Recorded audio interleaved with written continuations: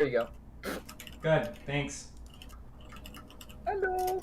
How do I know? How does this work? It's been so long. Whatever.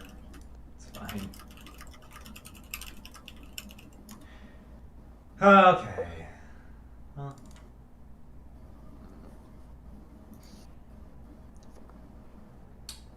Just gonna wait here for a second.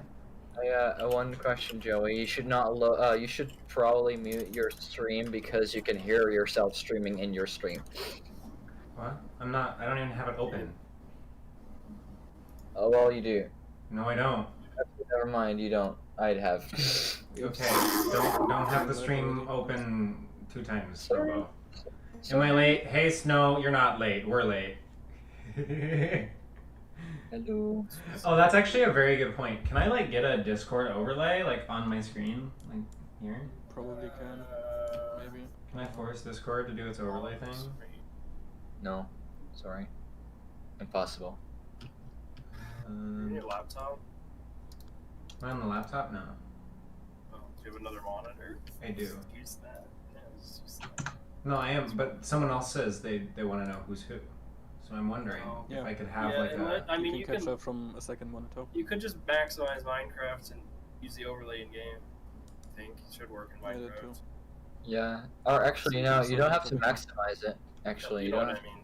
Probably don't. It'd be easier to read. I guess. Make the window bigger than that. But you'll probably have to relaunch the game after you turn the overlay off. I don't know. I don't know how this works. Do you have to overlay on now? Discovering streaming live. Hello. Hello. Okay, Hello. so here we'll just really quickly Make. game activities like Page Minecraft. hasn't popped up yet. It should be selected. Yeah. No. You need a. You need a. I don't know. If I do. Uh. Yeah, because it doesn't know that. What's it called is running. Oh. Ooh. Yeah, it doesn't like full screen apparently. That's what we learned.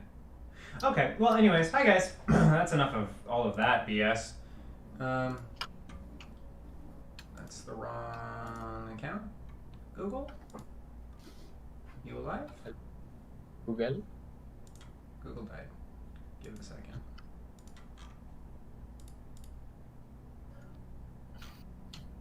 Okay, there we go. Oh, by the way, did you figure out what happened to Stratum? On his test build? No, I will be working on that in just a second. I just wanted to. I was just curious. It's only Fabric, by the way. It's only Fabric that's doing it. No, well, he hasn't made a test build for Forge yet, so we don't. Yeah, I don't know about that anymore. I think it's something to do with the new thing. Yeah, probably. I'm just gonna go reinstall the live build because I want to actually play around. Yep.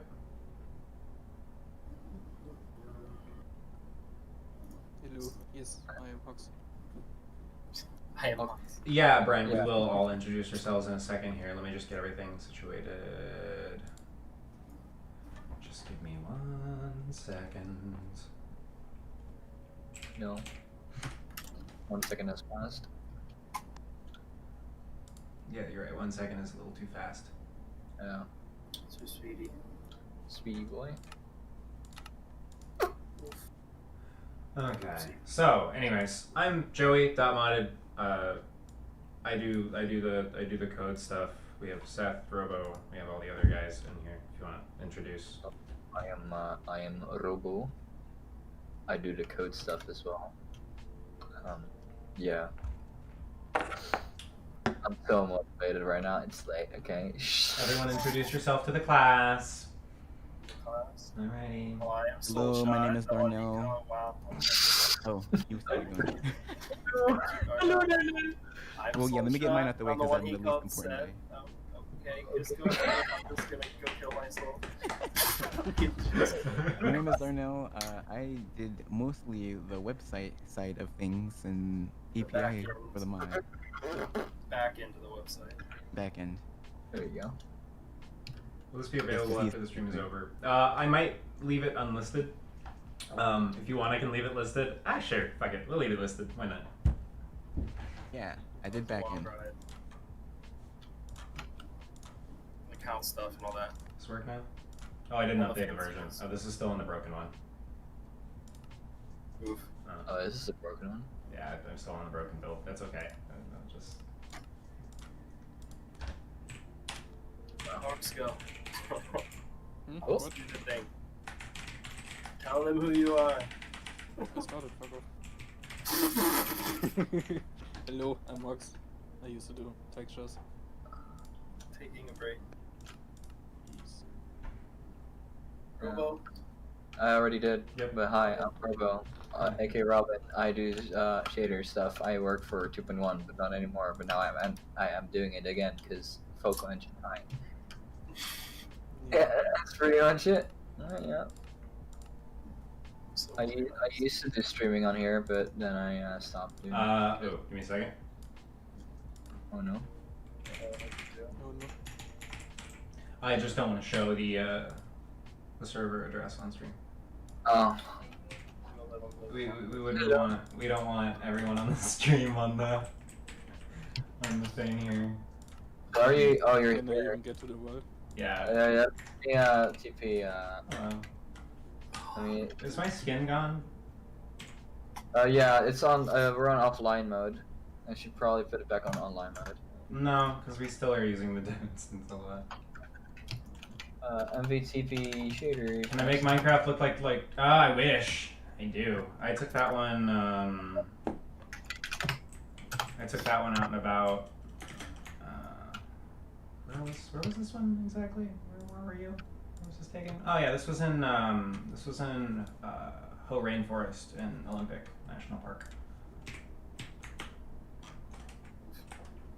Alrighty. So, anyways, I'm just gonna go find like something to stare at for a second. While you do that, if anyone is curious if I can get it out this time, I'm the one he called Seth Soulshot. I do support management, built the front end of the website that actually looked at stuff you play with. It's most of it with Darnell's help. That kind of thing. See me on the server all the time. Wrote the blog. Blogs. Yeah. Uh-huh.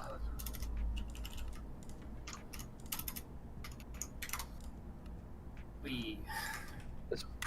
Wait, what's going on with gold? Is gold work? Oh, you don't. Yeah, I just don't have multiple bounces on right now. And Uh. yeah, that's gonna do that thing. Don't worry, this will get better. I know how to make it better. It's just we couldn't quite make it better by release. So Yeah, a lot of the work went into building the mod, and then RT was kind of. yeah, RT was. The last It's 2 shitty to say, but it was the afterthought. Yeah. Yeah. It makes sense now, but we couldn't really say that at the time. My PC specs, I'm currently running on a 1080 Ti and a 9900K. You. Cringe. So, yeah. So, because of that, my frame rate is going to be fairly low. I am also running at 1440p, so that's probably not the... And apparently VSync on too. That's cool. Yeah, 0.7. I know. There we go. Actual frame rate. Cool. Ooh. Whoa. Hi, server. Smeary. Oh How are yeah, you? it did. So yeah, kind of like there's here's my favorite. Here's my favorite.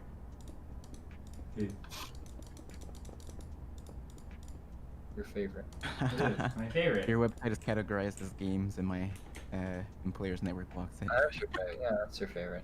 Would making Focal Engine in C++ in the future affect OS support? Ooh, maybe. So in all honesty, it's going to be really, really hard for us to target Linux. The market share there is really, really low, and drivers there are really, really bad. So of course we won't try to break anything by any means, but it might not work the way that you want it to. Fix. It might not just work. Yeah. TM. Ooh. I love the blue. So Yeah, so because we're not doing anything in DirectX, which for a minute was actually a plan, we're going to be using Vulkan. I don't think anything will be wonky with versions or anything like that, so we should be okay. I mean, honestly, Vulkan with Linux is actually a pretty good combination. Yeah.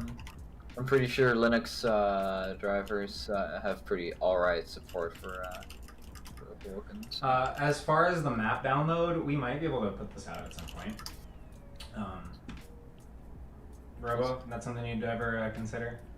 Yes. Alright, cool. There you go. Use Stratum. My VRAM would not like Just use that. 128. Or like 28. I don't even have anything downloaded right now.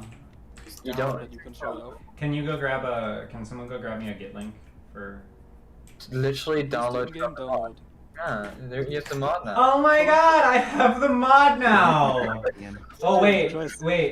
But last time we did this, it didn't work. That's Are what I'm you- are you Give on it a that? try. Oh, it works Yeah. on.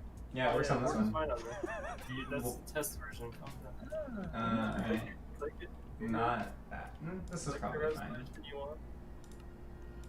All right, let's see. Does it work? I mean, we released the Hey! I know, but it's still like impressive whenever things work, you know? Yeah. Especially on stream. mod. It spooks me, you know?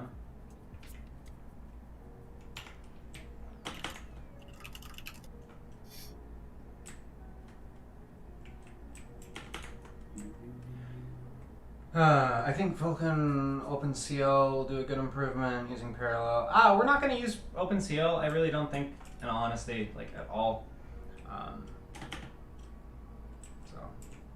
Oh my god, Joey, turn off iron override for that iron because it's a resource pack. Oh, does it actually force it over the resource pack? I don't Just- think so. Yeah, I think it does. That's annoying. It should be fine.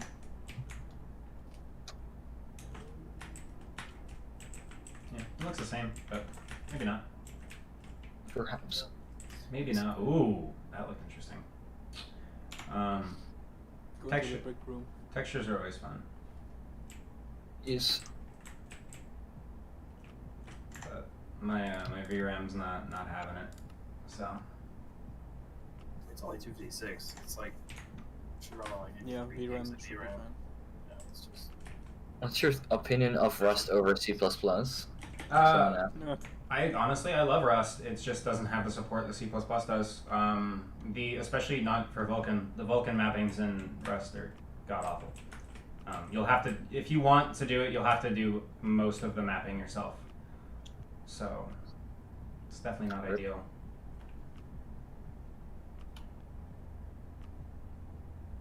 Yes, this is our version of path trace of our path trace shader. It's just kind of it's a work in progress, to say the least. We're missing a lot of stuff, and I want to talk about that in a little bit here. I'm just kind of killing a little bit of time, you know, just letting a couple more people flood in before we like get super juicy. I'm just gonna get nice and just gonna play around with some of the stuff that we have. Oh, that's a fun little ghost effect And yeah, right it's there. using Aces. Yeah, it's using It's H. not Spectra. Yeah, so this is Aces. This is mostly a reference PBR renderer right now, in all honesty. Nothing here is super Excited. super crazy exciting.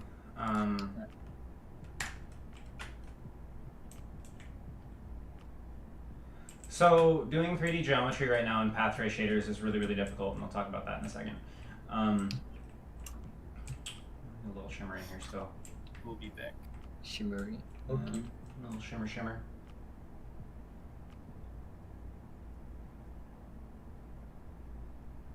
So you're going to use your, yeah, we are going to be using JNI stuff to write our engine in C++. We're going to be designing it largely, so Minecraft has a very interesting architecture in the way that it's set up, but we're going to be using VKGL interop. So we're actually still going to be running a version of OpenGL in the game at all times. So VKGL interop is something that's really cool because we can actually render all of our ray tracing and all of our shader stuff in Vulkan, and we can leave everything else in Minecraft. So mods and everything else, if they do custom rendering, it'll all still work. So our mod support should be actually better than what Optifine has right now because we are completely detached from the Minecraft renderer and it's left entirely intact. So mod support should be really, really, really solid, even with RTX and everything else enabled. So that'll be a lot of fun.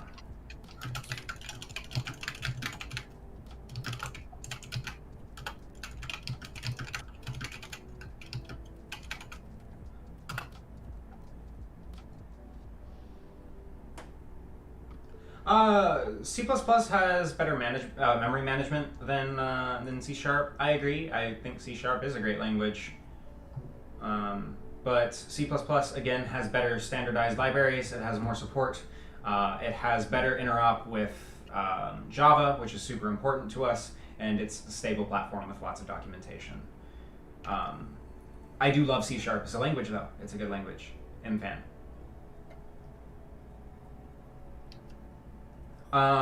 Whenever we are in Vulkan, we will be having dramatically better performance. Currently, we get a little bit of a boost because we get proper memory management for our shaders. So that allows us to be able to fine-tune some things, but moving forward here is whenever we're actually going to start optimizing the core engine of the game and getting things looking really, really nice and really fast. Our target is going to be high-resolution displays, so we're targeting 1440p and 4K rendering, with a whole bunch of other stuff to boot.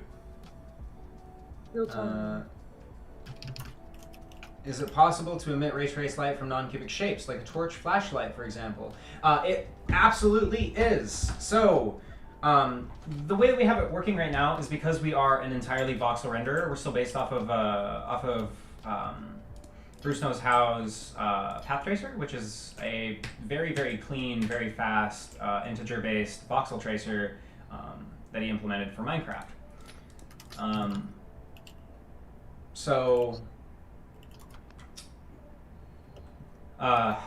Once we move to RTX, we will have smaller light sources that are no longer cubic. So we'll have things like held light sources working again, so you can hold the glowstone in your hand and walk around and it'll light up the environment. And then also torches won't be a square light source. Let's just go and show them that real quick.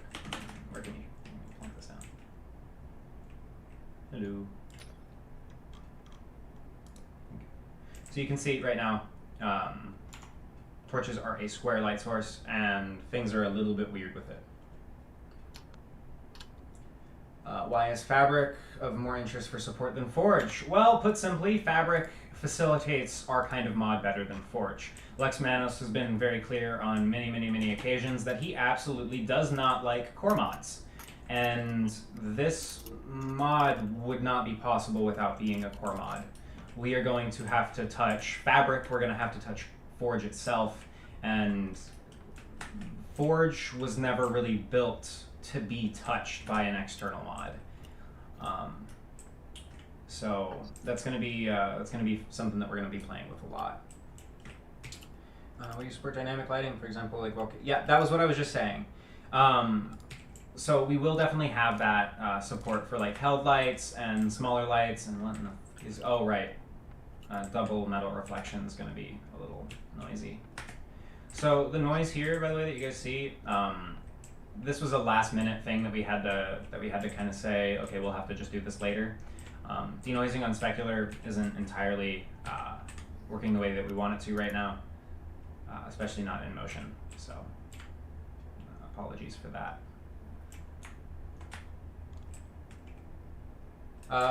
RT Build 13 is available right now. This is it.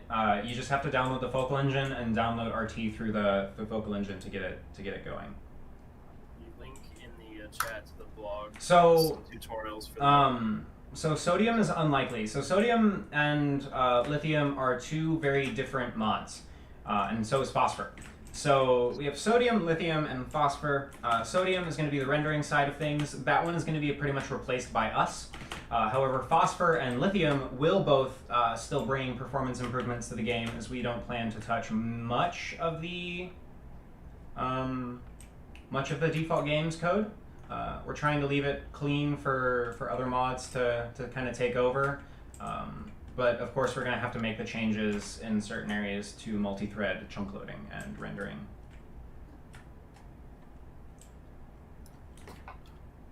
Some fun ghosts there. Oh, let me turn on clouds.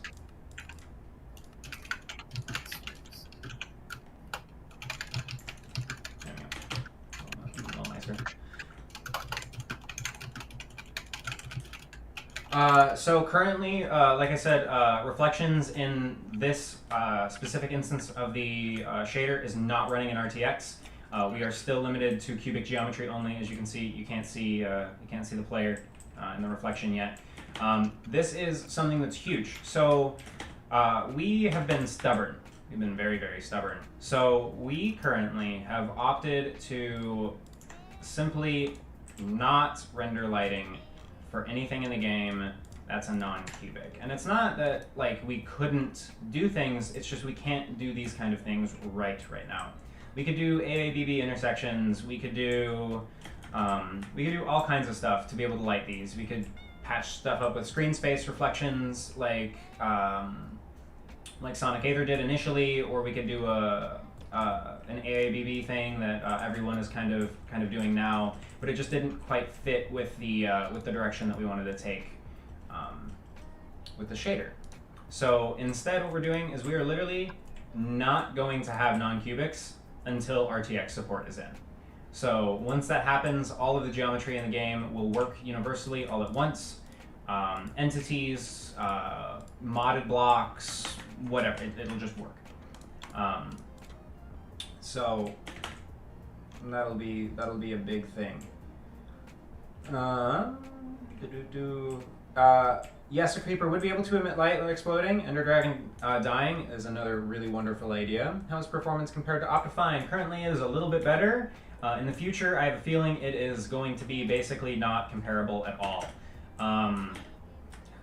In all honesty. We're redesigning the entirety of the core renderer of the game. We're throwing away the shadow map. We're going to be building a proper BVH for ray tracing, and we're moving to a clustered forward visibility buffer backed renderer, which that's a whole lot of complicated terms, but essentially what it means is high resolutions go really, really, really fast.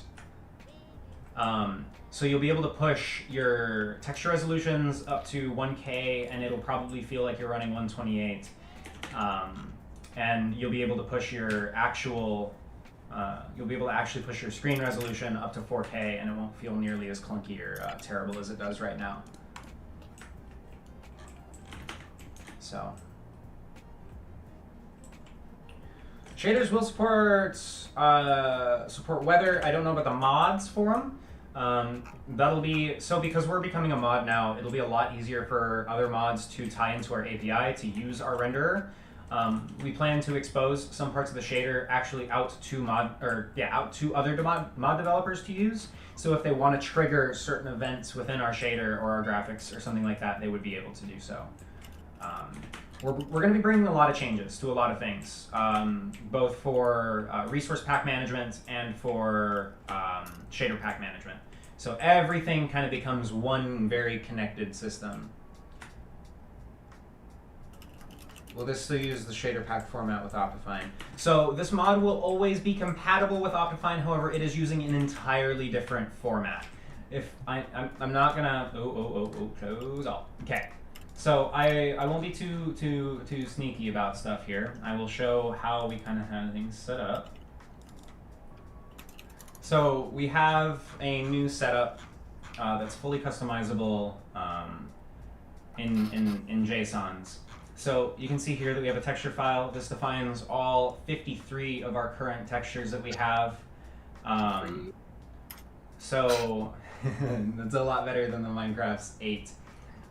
So you can see we have things, all kinds of stuff in here. We have dedicated textures for the equirectangular projection. We have downscaled stuff for gradients and all kinds of really fine-tuned memory management control stuff that we just didn't have before. So for anyone who knows anything about this kind of stuff, they're probably very excited about this because you can just kind of keep on slapping in textures and there's no limits. Literally none. Go until you run out of VRAM. And then as far as render passes are concerned, this is another system that's super, super robust. And we're able to pretty much configure anything we want about a specific pass in our pipeline. Then we also have stuff for storage objects and all kinds of other fun stuff. But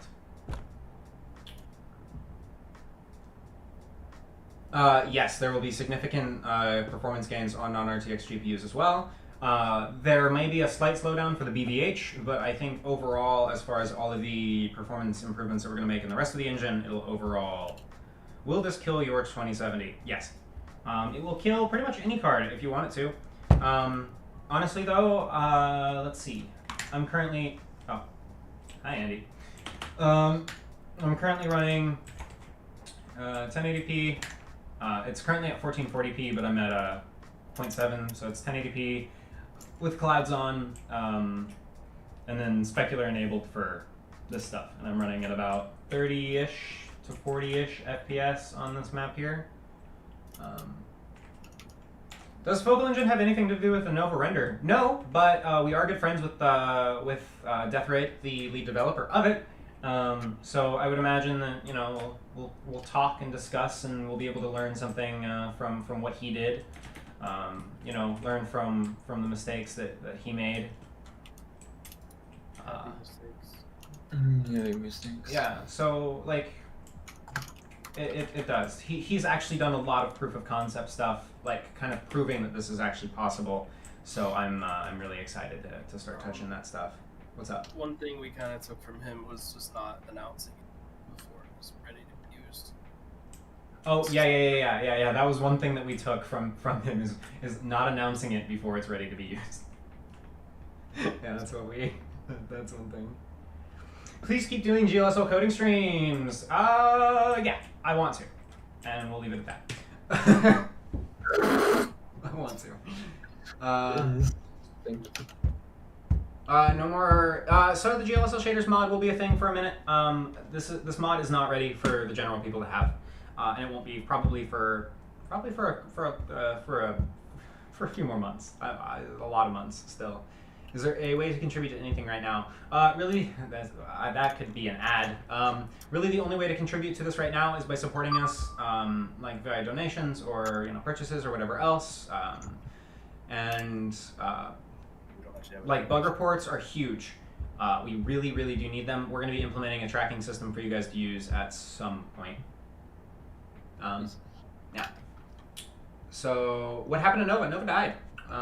The project developer gave up on it as it was just too much work, and he didn't take any joy doing it anymore. And it was a hobby, so. What graphics card I need for Stratum? I would stay on like a 1080 Ti Plus, and you're probably okay to load it. Entirely on what resolution you want to load. You can look at our website for some rough recommendations on VRAM and RAM. Yeah. The system requirements page is what you want to look at. What's here for what? Andy's asking. Who's Andy again? Andy with cats. I don't know. So build 13 is an on tier. Oh yeah, it's build 13 is the subscription for RT. So again, though, if you ever cancel your subscription, you keep the versions that you have. You just won't get continued updates. So just be aware of that. And you can, yeah. And then if for whatever reason you do cancel and then you actually want to come back, you can do so, and then it'll just give you all the versions once you resubscribe. So if you want to like subscribe every like 6 months because you really don't care about new versions all that much, that works too. Yeah, you don't have to worry about losing access to what you did pay for though. Yup. Download that forever. What about clouds? clouds won't be able to be replaced with mods or packs, but we do plan. So I'll go into this for a second. Settings are huge. This option panel here was great whenever we had nothing to compare it to. It leaves a lot to be desired. Having to recompile the shader every time that you want to change a value, like let's say I want to go into like, you know, fucking the camera settings, right? And I want to change my shutter speed. I have to recompile the shader pack and reload the chunks every single time I want to change this number. And that is infuriating if you're rendering a like cinematic or something, because if you forget a setting and you have like 64 chunks loaded and you need to change it, you have to reload all of those chunks again. It's brutal. So settings won't require reloads anymore. They do right now, but moving into the future, they won't require reloads, and that kind of extends into further things. Because of the way that's set up, that allows mods to be able to push information into the shader. So it could be able to be like, oh hey, we actually want a fuck ton more cloud. Let's crank the clouds for whatever reason. Or if a mod says, hey, you know, this sky color isn't the right sky color for this biome. I want to regenerate it. We can do that. How did this run on recent AMD? Robo? Yeah, It actually doesn't crash the mod, it just crashes the shader, so I can probably fix it.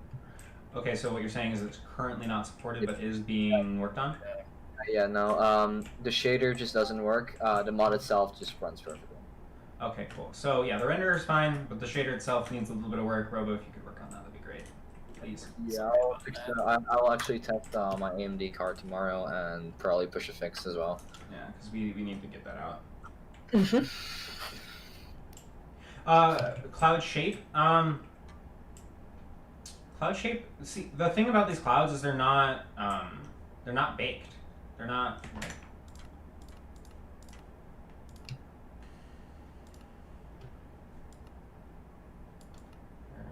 You can TP upwards. Yeah, I'm just gonna bring them down. Oh. So they're not baked. They're live generated. Ooh, yeah, we'll see some issues here. Oh, give it a second. It likes to have a party whenever you get real close. Yep.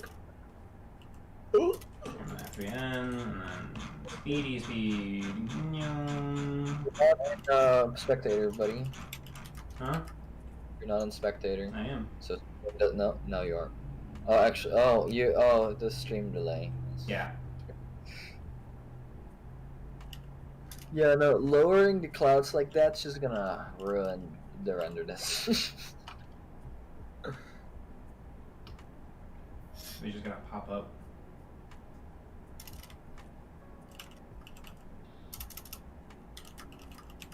Robo, what's going on with the clouds? Where are they? You need to fly above them to actually see them again. I know, but how high? Go higher. I am. Yeah, anyways.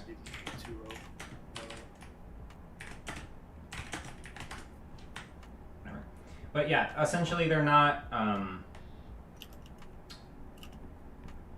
Yeah, the clouds are volumetric. They're not pre-baked skies. So our sky is completely dynamic. So I would say just reset the cloud height and just go like 5,000 mark.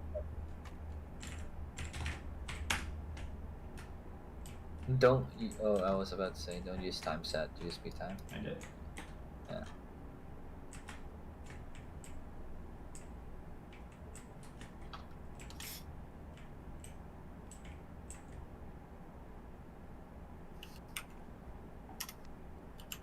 Subsurface would be really cool.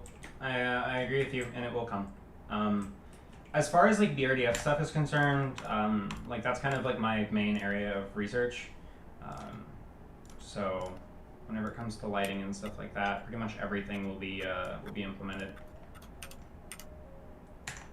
What do you guys plan to do with glare? Like bloom?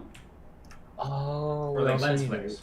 Lens- Lens flare is complicated. I'll make an entire thing on that because that's yeah. I'll make it whole. We have something planned for that now. What is Focal Engine?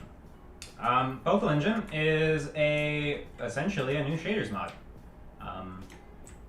In a roundabout way, it's a little bit more than that, and it'll be more and more pretty much every day. But yeah.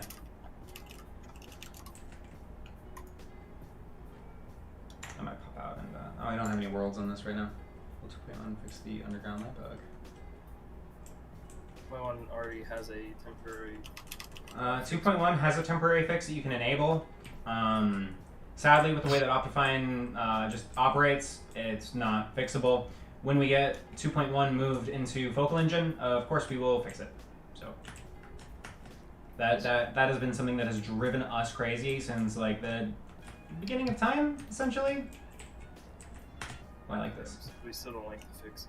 Oh, I really like Oh, this. I can make it noon and go into like the room with the two long lines and the dotted line. You get a road.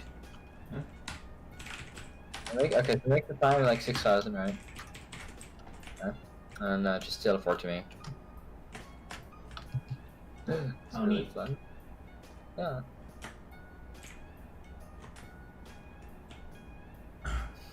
Go to Could you guys do custom particles? Yes, we could, and I will talk about that one in a later video as well. Particles is something that I have held dear to my heart since a long time ago. If any of you know me, like, and I mean know me, like way back, like 5 years ago, I said that I was gonna make a PhysX mod for Minecraft, and while I might not stick true to the PhysX thing, I do definitely want to do nice, high-quality particles. I want proper fire smoke. I want everything else. Am I single? Yes, but also gay, so sorry. And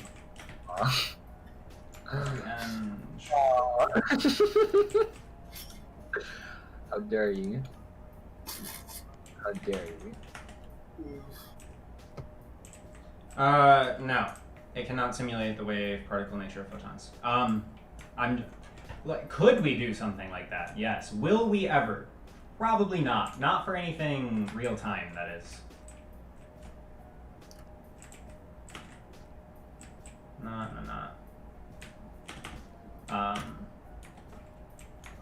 NVIDIA will eventually have to approve your deal. How do you think they will react? That's a really good question. I really don't know how they're going to react. So, I can talk about that one for a second. NVIDIA is a very interesting entity, and I really do hold a lot of respect to them, but I also understand why they might not like this kind of project. I feel like they've invested a little bit into Minecraft RTX, like the actual official version of it. And in my personal opinion, it is a very piss-poor representation of what is possible with RTX in Minecraft. Kind of. Please don't get mad at us though. Yeah. Keep your license. So, anyways, like I said, I'm going to be spinning this as something a little bit different, though, because this isn't just getting RTX into Minecraft. This isn't just for us, and that's kind of a huge thing. I'm not designing this engine just for solely Continuum products. I'm designing this engine to be an educational platform for people to learn how to get into graphics development, just like I learned how to get into graphics development way in the beginning, just with actual modern technologies. Minecraft is an extremely engaging game for people to learn in, because people just learn better whenever they want to do the thing that they're doing. If you want to make something cool, it is a lot easier to learn the things that you need to do to make it cool than just learning just for the sake of learning, because you have to, or whatever else. So my goal here is to turn this into a kind of educational platform for people to kind of get their start and their ground off of development or cinematography or asset creation or something like that. And I think NVIDIA might actually appreciate that stance, in all honesty, because it inherently will help them. The more people that are learning how to use RTX, the more graphics developers they have for the future for the future generation, the more chances they're going to get of more employees that are actually good developers who care. Would you work for NVIDIA? No, honestly, I would not want to do anything else. This is what makes me happy. If I could do this for the next 10 years, I really do feel like I would be happy researching graphics and continuing to do this. I would need to move some responsibilities from the business out from under me, because running a business, in all honesty, isn't my, it's not my forte by any means. It's not something I'm good at. So I'm far more of an engineer than a business owner.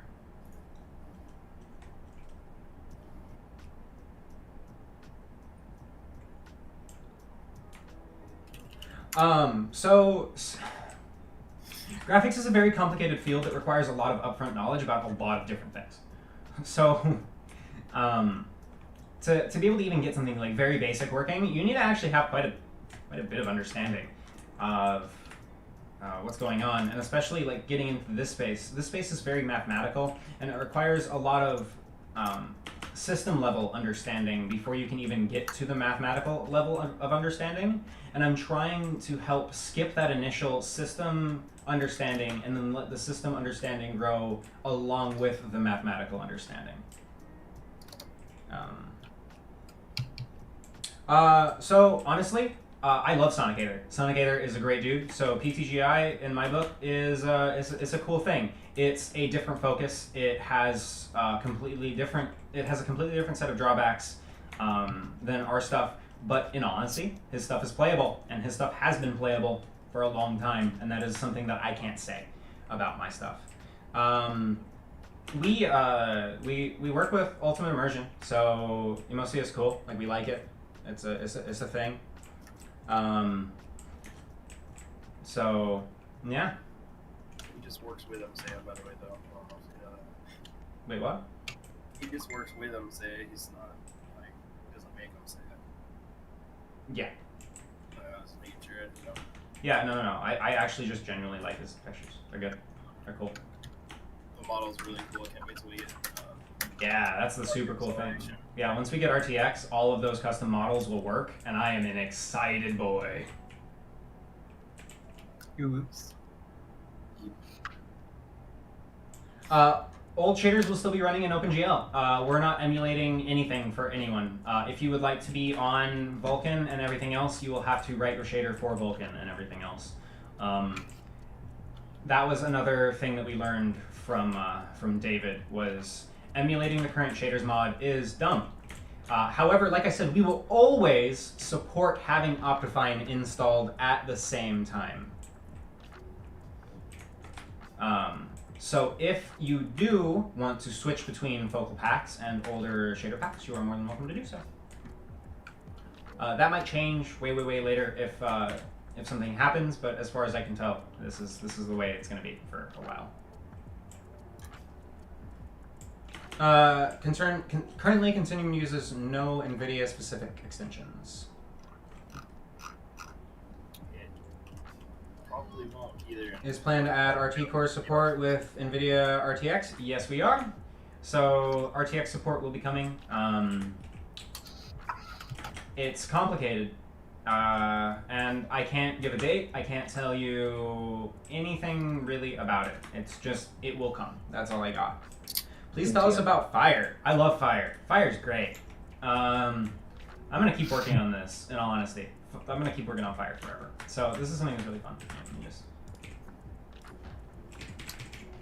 So this is something that I showed in the demo here as a kind of like a little fun thing, being like, haha, we can animate specular. So we can do fun thing. So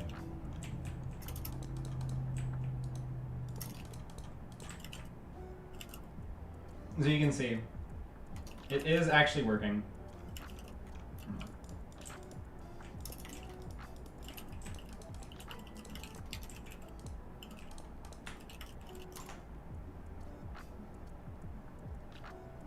Yes.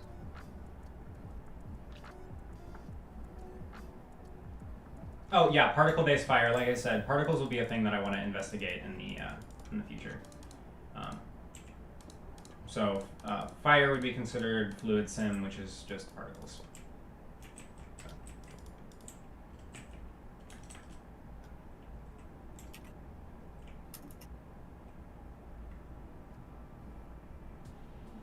With a low roughness. Oh, fire with a low roughness. Oh, turn the roughness down. Like, does the motion vector kick, right? the motion vector does not kick with gradients right now. But you know why. Yeah. That's why no gradients for Yeah. Volumetric smoke would be amazing.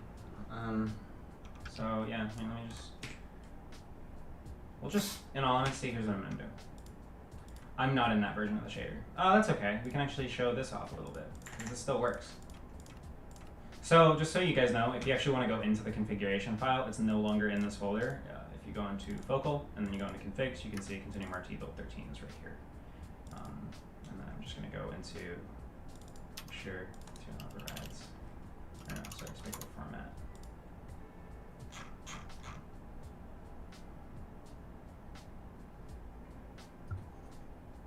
Hi. Oh. hello.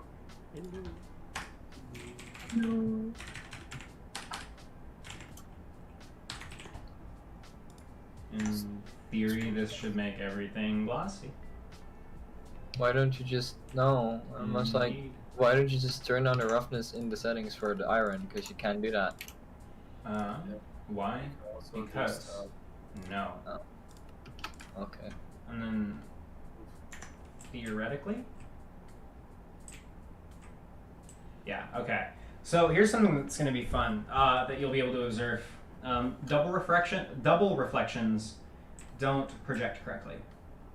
So like you can see here, like the doorway through the reflection projects right, and you can see that the shadow projects right. But what doesn't is the reflections on the floor themselves. You can see that the reflection of the glowstone in the reflection they smear, sadly. So this is kind of what we got right now as far as like reprojection is concerned. It's not perfect. I definitely won't say that it's perfect, but it's good. But this is what fire reflection looks like right now.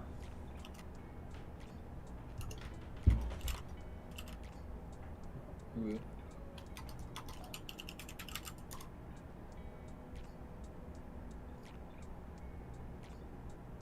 Yeah, that's pretty good. Fur shaders, that would be actually pretty interesting. For shader would be fun.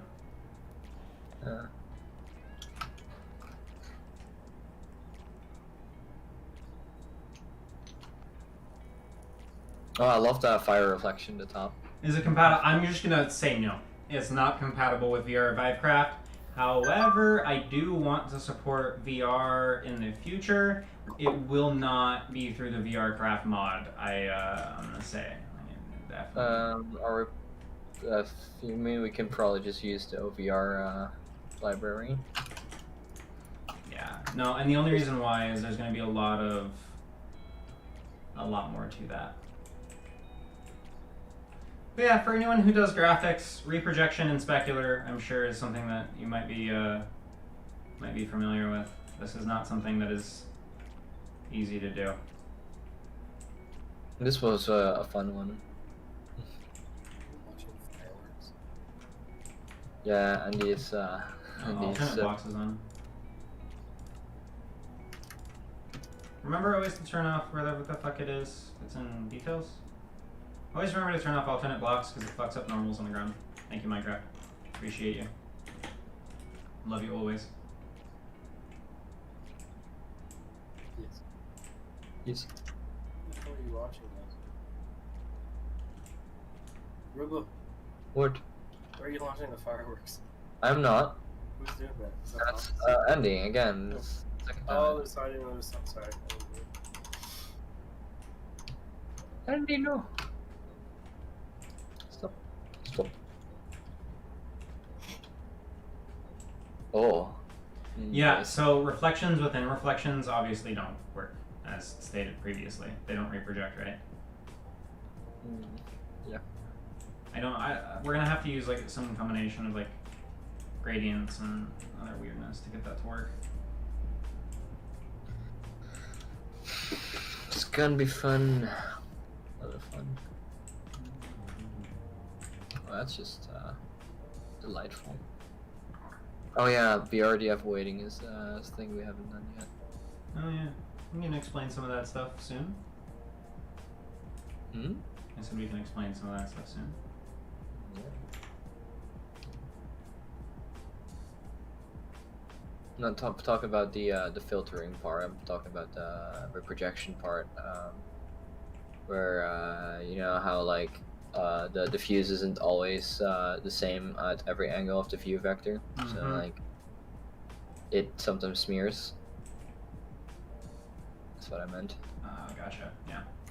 But yeah, if you're talking about the reweighting, I'll talk about both here in a second. God, I do want to fix that issue though. It's driving me insane. I don't know how to do it though. Reprojection is not an easy thing to do. how did you learn object? Actually, don't read 700 pages through the specification. I would say what we did is pretty much just go, okay, start with like a basic tutorial like learn OpenGL, and after that mostly trial and error. Yep. Is the best way to learn. That's also how I learn shaders. It's just trial and error, see what everything does, and if things work, and they're like, oh hey, it works. I will say though that if you want like lighting courses and stuff like that, the stuff from 3 Blue 1 Brown, the linear algebra course, is absolutely fantastic. This will save your life. If you do not understand linear algebra very well and you are getting into graphics, you need this. His explanations and visuals and everything else makes this very easy to understand. And then Post a link in chat. yeah, I'll post a couple links. And then also past that, I would also recommend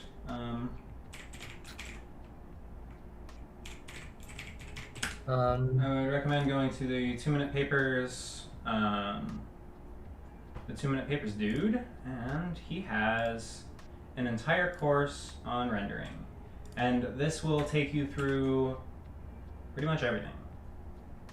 So, Is it the at- oh yeah, I remember this. and this will give you very, very good starts into actually understanding what's going on in shaders. Okay. So, Oh, someone's asking. You said RTX was a poor representation of ray tracing in Minecraft. I know things like the denoiser being matte and the lack of PBR entities are painful to me. But what about it makes it poor to you? personally, I think that they're trying to push their volumetric light way, way, way too hard. It doesn't look good. They need to just stop. Stop. It doesn't look good. The way that they handle outdoor environments that are generalized, it just isn't the best. I just don't like their direction.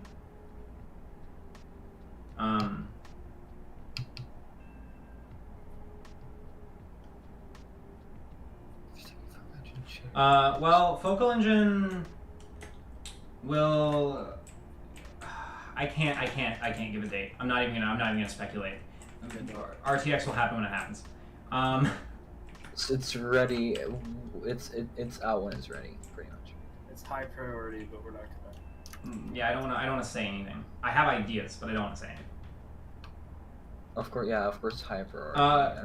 Currently, we are. What color space is what use? Currently, we're rendering in sRGB primaries and then tone mapping in ACES.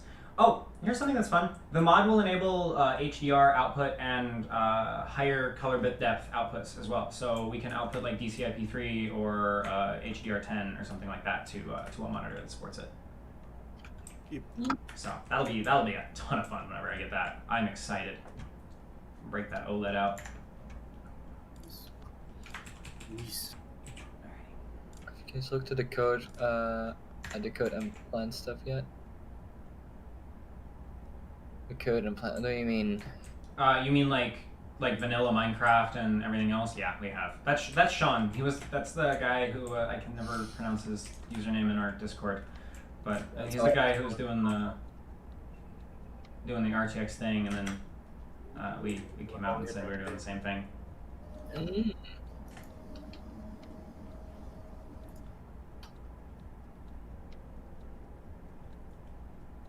Yeah, I mean, like, pull up a video.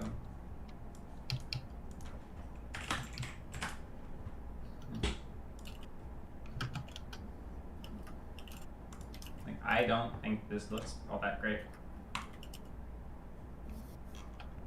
Yeah, there's a lot of issues with it still too. That's an old picture. It's And that is fair. It is an old picture. But yeah, even in the latest stuff, I'm not a crazy fan of how things look. this is all old. Yeah. Yeah, I just think that you can push it a lot further than what they've pushed it.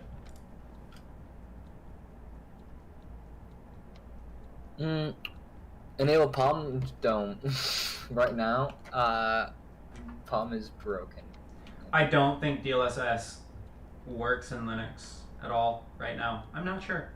I actually haven't looked into it that much. Like down to an implementation on Linux type deal. I agree. RTX, it's huge. We want it. We love it. Give it. It'll be there soon. Jibra. Oh, that is something else. Jibra, we can export in a wide variety of shit. So if you want to do like full raw exports, that way you can pop it into like DaVinci Resolve or something, and then actually do all of the tone mapping in DaVinci Resolve. We can give just a straight straight raw video file out, like with the raw luminances. Fix. Be excited for that one. Turning into Hawks, help me. Thanks. Do we recommend Substance Designer for making textures? Of course. Hawks, do you want to talk about Substance Designer and how you use it? Yeah, it's good. Okay, boom. Compared to Quixel. To get used to, but yeah, it's nice. Compared to Quixel. Quixel, what? Oh no, they removed the Quixel Studio, didn't they? That's gone. The Photoshop It stuff was for legacy. Quixel? Yeah. No, never mind. They got a new mixer, but I don't know. Yeah. So yeah. My thing.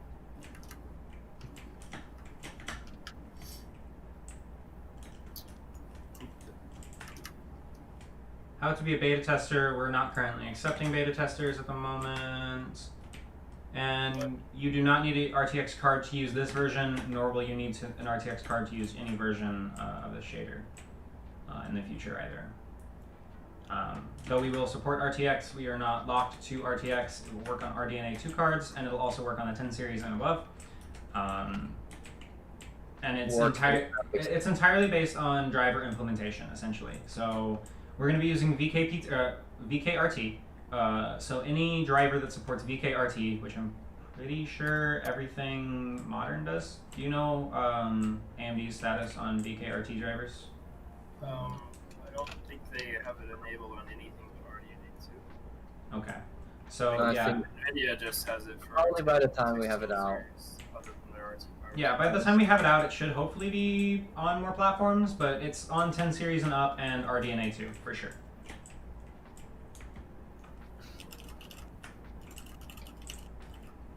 I think this is the most amount of people we ever had in the live stream at once.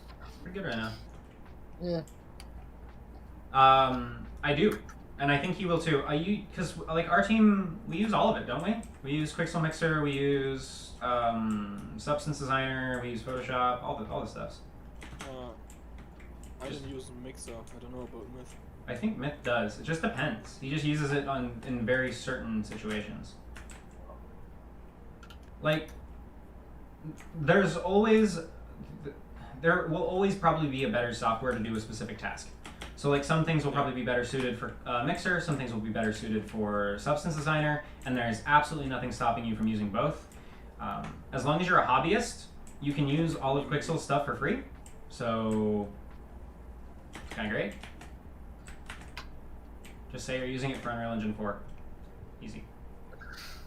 Just say you're using it for Unreal Engine. Well, obviously, like, don't publish anything with it. But if you're just learning, you're just learning. Most companies don't care. At least they shouldn't. If they do, they're assholes. Society. Quixel is not built off Blender. Quixel was built off Photoshop, but no longer. It used to be a plugin for Photoshop. Mm-hmm. Only thing for stopping me from using Substance is ZBrush's money. Yeah, there are ways. That's all I'll say. There are ways. I can't tell you to break the law, but there are ways. Yeah, maybe don't. Yeah, I can't tell you to break the law, but there are always ways. That's all I'll say. We also probably would need to mention about people who want to add the source code. Of what? The shaders? No. Oh, yeah, about that, Joba. I'm so sorry. I am sorry. I don't know if you've tried to even look at the source code for RT, build 13, but yeah, that's a no. that's just a no. Might have something for you eventually, though. I mean, if you want to look at it, sure. The only thing you would see are bits, and Yeah, that's it. The whole thing's encrypted on disk now, and it's DRM. So that's another thing. We have DRM locks on shaders, so that's both great and terrible. terrible for the people who do it. Yeah. But yeah, no. But yeah, all of the code from our stuff will be hidden, and we will have a system in place in the future for situations like yours, Joba. Currently now, no. Ooh, look Sorry. at that! That lighting looks nice. I like these colors. It's good. You should set it to like 8,000 TiVo. Yeah, I'll leave that just like there. Obfuscation. This isn't even just obfuscation anymore. This is like obfuscation and disk encryption. Like, and like, don't get me wrong. If you are a like a reverse engineer or something else related to like penetration testing, you will be able to crack this thing like a nut. It is not hard. It's not meant to be hard. So, yeah. Good luck though. Yeah, good luck though. Have fun. Because like, and here's our mentality: is if you're gonna even if you could get the code, what are you gonna do with it? Like, you can't make it load.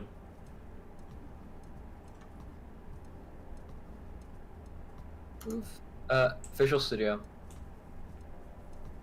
Hands down. Oh yeah, Visual Studio Code all day long. I love this thing. It's the best. Not Visual Studio, just Visual Studio Code. Yeah, if you're If you're not planning on doing IDE stuff, yeah, you should Visual Studio Code. Yeah, as far as like C++ development goes, if you're only on Windows, Visual Studio is great. If you're a cross-platform developer, you probably just want to use CLion.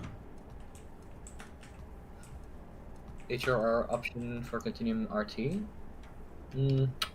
No, TAA is kind of good enough for that for right now. And if we ever get confirmed by NVIDIA to do DLSS, then we'll do that. Also, we changed the way the game handles upscaling and downscaling. Oh, So yes. we're now at like 27x. This is also true. Yeah, so that we changed the way that we handled the scaling options in here. 0.7 does. It looks a lot better than what it used to.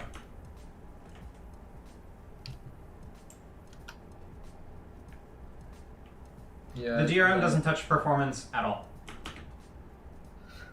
Which is why I said it would be so easy to crack it. I'm not really worried about cracking it because it's really hard to force the mod to load code that's not signed by us.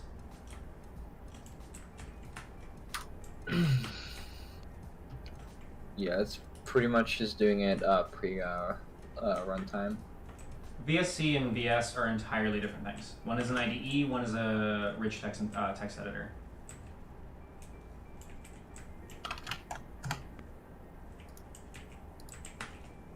Oh, whoa. Oh, right, Obsidian. Ooh, double reflection bullshit. Woo, love it. Oh, that's fun. Hey. It's because it can't hit. I can't figure out what's going on here. Doesn't know how to reproject it.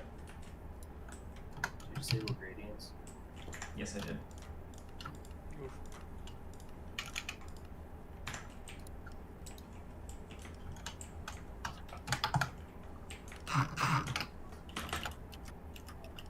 Okay, so I'm gonna switch worlds. Oh, I don't have the. Where are those? That was wild. Probably in your test though. Yeah, I think they're in here. I hope I didn't just reveal anything. Probably fine. Yeah. Do we can always censor the video in the pod. Censored. Yeah, there's a couple. You know, honestly, we'll just like roll around in the world of worlds. Yeah. Or should I do Metropolis? Oh, yeah, Fox. do that. Do Metropolis? Yeah.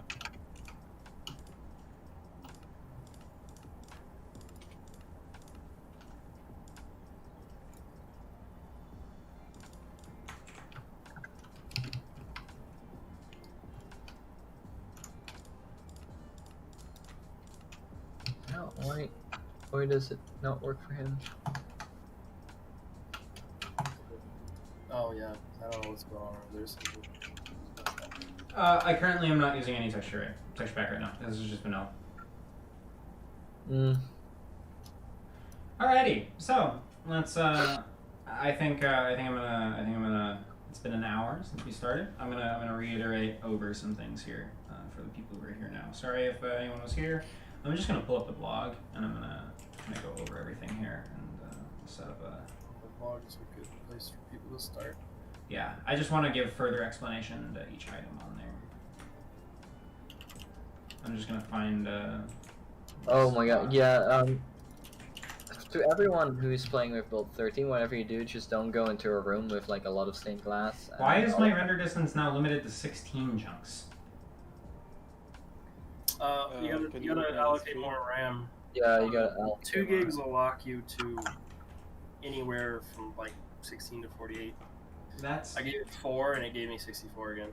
that's dumb. Optifine. Okay, thanks, I don't know Optifine. why it does it because Hurt you. these modern versions of Minecraft they'll use as much RAM as you can give them without changing the XMX value. I love full Stratum 2K with the 2 gigs still like set. Yeah. It's I just an wanna. argument. Yeah. Whatever. We'll do 16. It's fine. We'll just do 16 anyways. I don't want my frame rate to die. I don't want to drop frames. Yeah, you should try Imperial City. Maybe it's interesting. The auto cam gets a little mad at nighttime, but it's not horrible.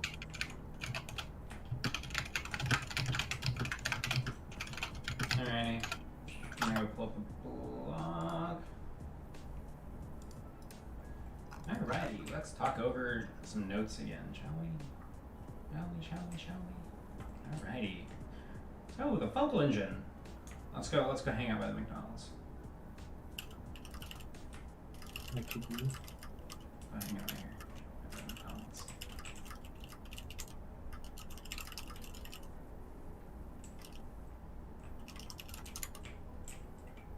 Sure.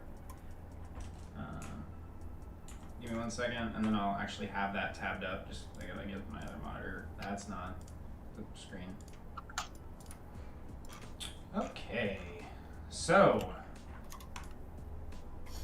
Alright, so Focal Engine is a engine designed for Minecraft that's going to be bringing modern graphical features such as like ray tracing and upscaling and all of the cool stuff, essentially. Currently, it's written in OpenGL 4.6 as we get the game cleaned up and ready to go into Vulkan. There's a large amount of work that has to be done to get the game running in Vulkan, as I'm sure Sean, if you're still in chat, that you saw. There's a large brunt of work, and a lot of that work will instantaneously break all support for all mods. And that's not ideal. So we're designing everything in OpenGL 4.6 right now. That way we can get you guys the updates as we come out with the newer, better features. OpenGL 4.6 design isn't terribly far off from Vulkan. It's very distinctly different in a lot of ways still, but it's not as different as something like, you know, the default game being OpenGL 2.1 is. So, anyways, we're in Java, OpenGL 4.6 right now, getting the actual Minecraft engine itself ready to go into Vulkan. This just let us get it out quicker and not have to rewrite everything and worry about mod support and everything else. So we do plan to bring RT hardware acceleration on RTX GPUs and RDNA 2 GPUs. We would like to implement DLSS if it's possible, and the only thing that would be dictating that is NVIDIA's approval. So please love us, and when the time comes, love you guys. Now, let's see here. What's next? Yeah. Currently, we're still relying on Optifine. However, it will not be a requirement in the future. We just wanted to piggyback off of some of the things that are already established, like this UI and the settings, and a couple of things like that. It just made it a little bit easier to get compatibility working and making it feel like kind of a seamless experience in Switch for right now until we have the full robust panel. We didn't want to leave things super half working for everyone. So currently we're reliant on Optifine. In the future we won't be. We're developing with a Fabric focus, but retaining Forge compatibility for as far as the future can see.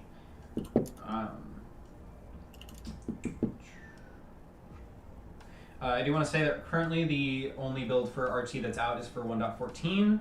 We will be releasing 1.15 and 1.16 versions hopefully throughout the next week or two. I'm going to take probably a day or two off in the next coming days, and then after that we'll get that right out. So in Continuum RT, the current features that we have implemented are the biggest one being, can I find it in this map? Am I in fast mode? No, because you need to open LAN. More to the right. Remember? That's right.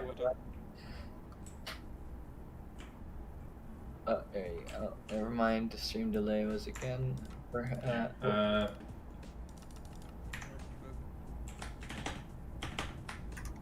map does. So nice, isn't it? Yeah, it's great. Oh, there we go. Got something. Map? F3R usually Yeah. works. No, Oh, not on 14. Minecraft? Yeah, it won't load. Greenfield does the same. What? Is there... And this is why we're going to be moving away from Optifine? As you're learning now. Let's try World of Worlds, maybe. World of Worlds is nice. give me one second. Well, anyways, I will continue on. We implemented water, and that required some very large technical challenges that have implications in the rest of the shader. So.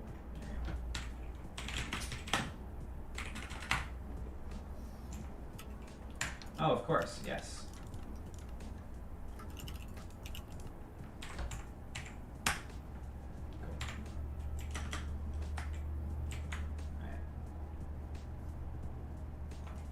Let's get some water. I don't want that water though. I want different water. Give different water. Sure. We'll look at the boat. So we added water, which is reflective and refractive and truly refractive. So you can see there's like this fun like balloon effect that happens. That's a lot of fun. And then you can see reflections are reprojecting, and they're looking pretty nice, and they work well in rapid motion. What the fuck is this? This looks like a building I've seen in Seattle.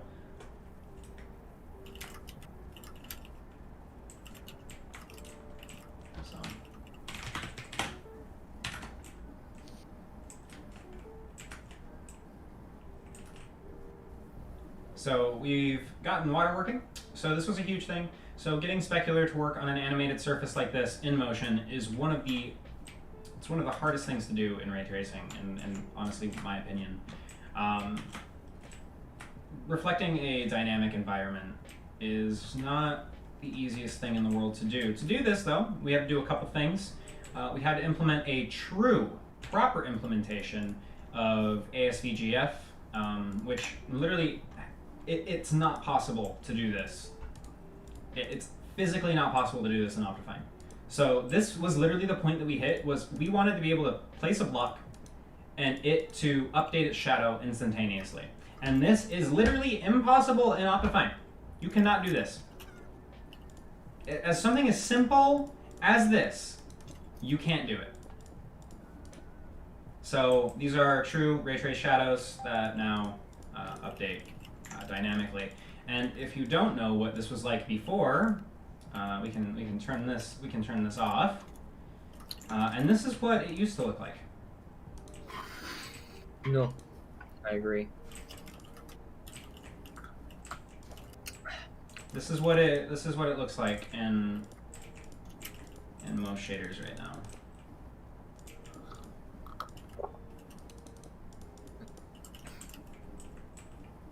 So, yeah, it definitely plays a role. So, anyways, next we have, what else do we have? We have a histogram now for auto exposure. The cinematic was supposed to show off the auto exposure, but we found literally in the last day that there's a bug. There's a little bug in Replay Mod with our mod that breaks the timescales, so things don't transition smoothly at the right time. Still doesn't. Nope, still doesn't. We will be fixing that today, probably. I'm gonna say today. But we can turn it on.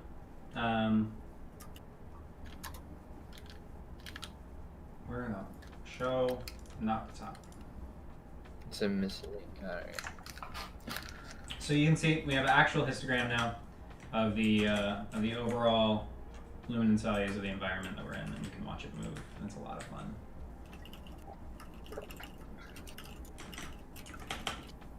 As you move in and out of environments.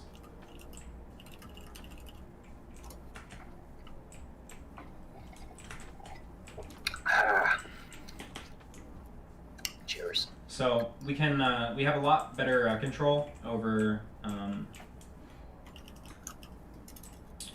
over that. Ooh, you know what? You know, it'd be fun. You know, it'd be fun to open on stream. What? Let's open Insight. Mm. Yeah, that'd be fun, wouldn't it? We'll do that after this. So, yeah, and then the other thing that we implemented was a portion from the Beyond SVGF paper. He built a motion vector code that is kind of inspired by video compression. So the way that modern video compression works is we actually do build motion vectors to see which pixels we can use in next frames that we already have. So what we're essentially doing is doing that just for reflections. So we're seeing which frames we can use from the previous frame that fit in the first one. And it works real goddamn well. It's working for both the refraction and the reflection. It can accumulate in movement, and it disoccludes and everything else properly. There is only one bug, and I will be very brutally honest with this bug. If you set it to nighttime you can see that the water indeed ghosts. And it ghosts real bad. Now, you might be asking, like, okay, well, why is it just water and why didn't the rest of the world work? And that's because we currently can't mix the gradient code, which is what, like, gives us those instant block updates, like the shadow updates for everything else. So, like, you know, it like instantly updates lighting. That doesn't work on water. Water is an animated surface, and we can't reliably determine if anything is valid or invalid. And we want to opt to keep around as many frames as we can. That way we can have fairly noiseless results in the reflection. You can see it's not perfect. There is still some noise in there. Denoising is basically all but disabled on water at the moment. It will only continue to improve from here. So, and that's kind of what we have done. In all honesty, it's just kind of those two things. There were 1,000,001 little tiny things that we were able to fix by popping into the mod. So there'll be smaller bug fixes and stuff like that over time that you'll probably just like see and be like, oh, that's not broken anymore. That's cool. You can see that nighttime is still a little rough, and we'll talk about that in a second.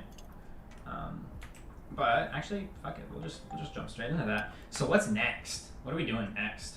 Besides RTX, which is the biggest thing, that's our priority goal number one. We want non-cubics. We want faster performance for tracing. We want to be able to send more rays. I'll start working on getting it launched right now. It should just work.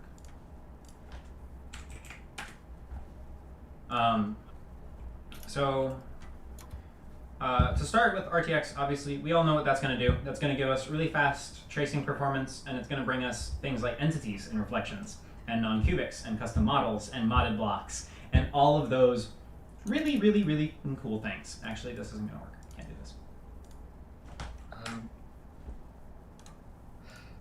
What's up? When the reacceleration is implemented, you'll not need this as much, right? Especially on a 3080, 3090, it should be quick enough to not necessarily require data from their last frame, I think. What? Someone in the chat. Sean. When ray acceleration, no, you will absolutely need all of this still. Minecraft RTX uses a ton of denoising, very similar to how we do.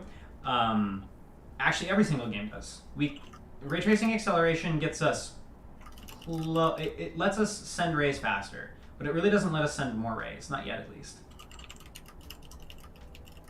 Hello, Jake. Hi. Oh, hi, Jake. What the fuck? Ooh, you're up early. Holy hell.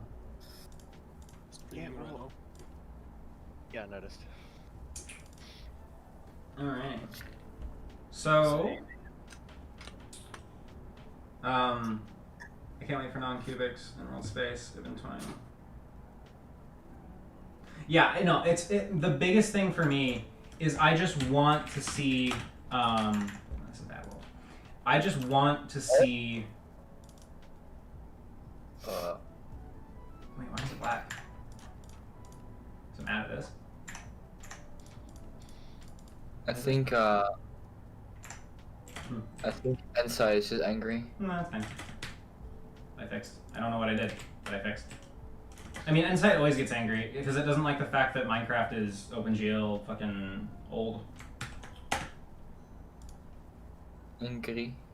Yeah.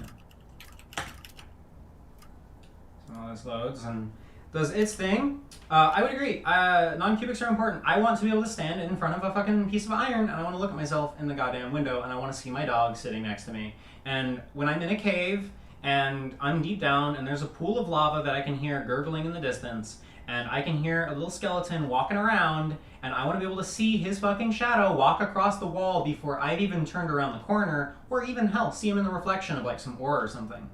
Just sounds cool. So, yeah. Anyways, so welcome welcome to our performance timeline of beauty. You can see how long everything takes in the shader. You can see path tracing takes a while. You can see denoising takes most of the time, and everything else is pretty much negligible, if anything. So this budget here we can reduce a little bit further, and then this budget here we can obliterate. So this channel here will go from like 10 down to like maybe 2, if that, with RTX. Then this here, this will largely probably stay the same. Once we move to RTX, we legitimately might be able to just remove this though. So like this huge ass block, that can just get removed. So the performance budget would be these ones instead of all of these. So for anyone who doesn't know really what they're looking at, this is our frame time. So this is how long it takes to take a frame, to render a frame. And then each of these are little, are different features and how long they take. So we've done a lot of work in here to try to make sure that it's still as fast as it can be for what we're trying to do right now. It can get faster, and it will get faster. Yeah. And I'll go into a little bit more of that in a second here. Fabulous. And then we'll just like get a nice little like, yeah, fuck, sure, I like that. We'll roll with this. So, anyways, what are we gonna be doing after RTX though? Like, and also in the meantime, because RTX is gonna take some time. There's a couple things that we can do. Nighttime looks like shit. I don't know if anyone else agrees. Nighttime looks like shit. Yep. So we're gonna be doing something there, and this is a novel method. This is something that I've been working on for a while. It was a paper published. It was called Reweighting Firefly Sounds. You can see right here there is a beautiful, beautiful, beautiful little paper. With reweighting firefly samples. Now this here isn't a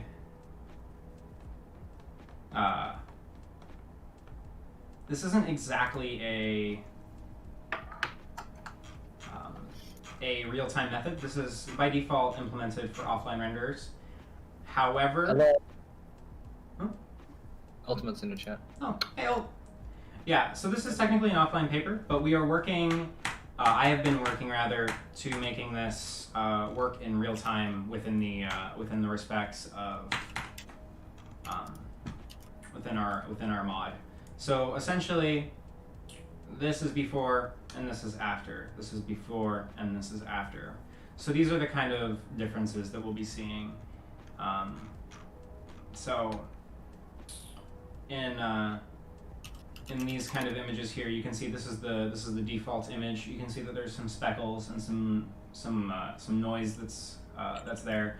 You can see in the reweighted version, they just don't exist nearly as much. You can see this looks better. All of this looks better. Anyways, I figured out a way to make this run in real time. So this will help the denoiser not have those massive splotches in the middle of the night. So, oof,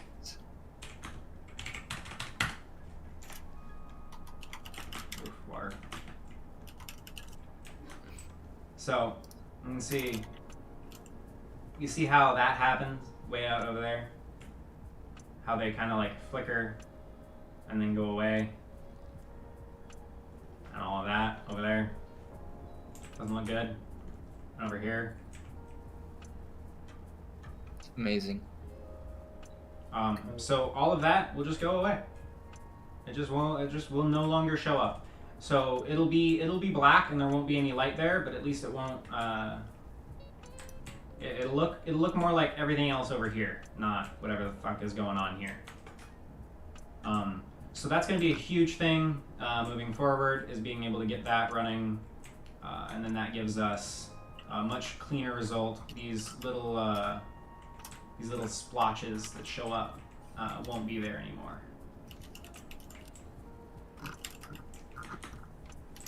So that's going to be a really, really, really big thing that we're going to be working on. That's going to be a visual impact. The other thing that we're going to be working on that needs to happen before we pop into RTX is we're going to need to implement something called visibility buffers. Visibility buffers are cool because they actually are replacing our existing G buffers, which is what we use to render the rastered version of our shader. So like the thing that actually renders like the block on the screen itself will use, I don't know, a 16th less data, pretty much. So we'll be able to cut down most of the shader storage by about a 16th. So it's a big cut.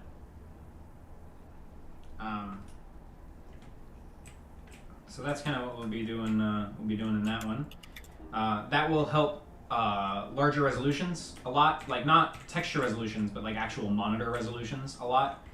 So that should be the best way to move on that one. And then that'll be happening before RTX as well. That gives us faster RTX and just gives us more performance overall. This will also affect 2.1 if 2.1 manages to be in the mod at that time, which I don't know if it will be. I don't know if it won't be. We'll find out. I would need to rewrite. I need to rewrite 2.1 completely. Probably. Yeah. Well, I mean that's pretty much what needed to happen with RT. I mean, listen. Here's the thing. You know, clouds, sky. You can just pop that from. Hey, it's the exact same amount of work to bring RT to it than it is to bring 2.1. I guess. So anyways, I'm gonna pop out of this now because that was starting to give me issues with. So everything. What info vertices should carry using position normals and texture chords? Anything you really want, honestly. For vertices, you can store anything you want. Generally it is the position, the normals, and the texture chords. Yeah, generally. Though you can also get like vertex and color. So, in a standard render, whenever you're not using anything fancy like we will be, you'll use position, normals, texture coordinates, and if you want, color. That would be your standard. That's a really thick vertex layout, and there are reasons why I don't do things like that, but I really won't go into the specifics of to modern vertex layouts. So.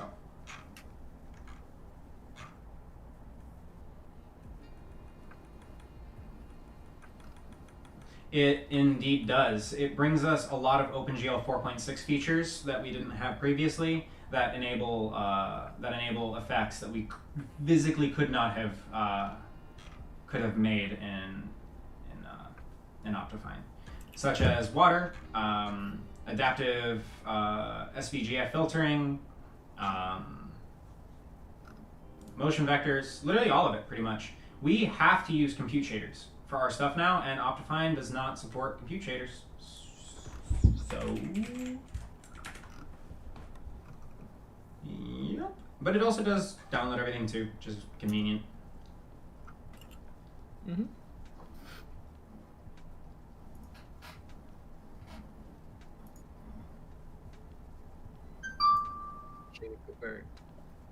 But yeah, in the future, vertices can carry different information throughout the view buff.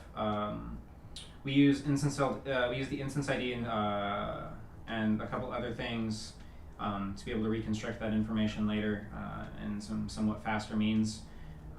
You get the entire vertex layout in 32 bits essentially for texture coordinates, positions, normals, everything. So instead of using, what is that? 72? Is it 72 bits? You use 32? Yeah. So, anyways, moving down the list. Those are those two things, and then the biggest thing. This will be after RTX. But this here is a kind of a fun image. I don't know if anyone's seen this yet. This is something that's really cool. Credit NVIDIA.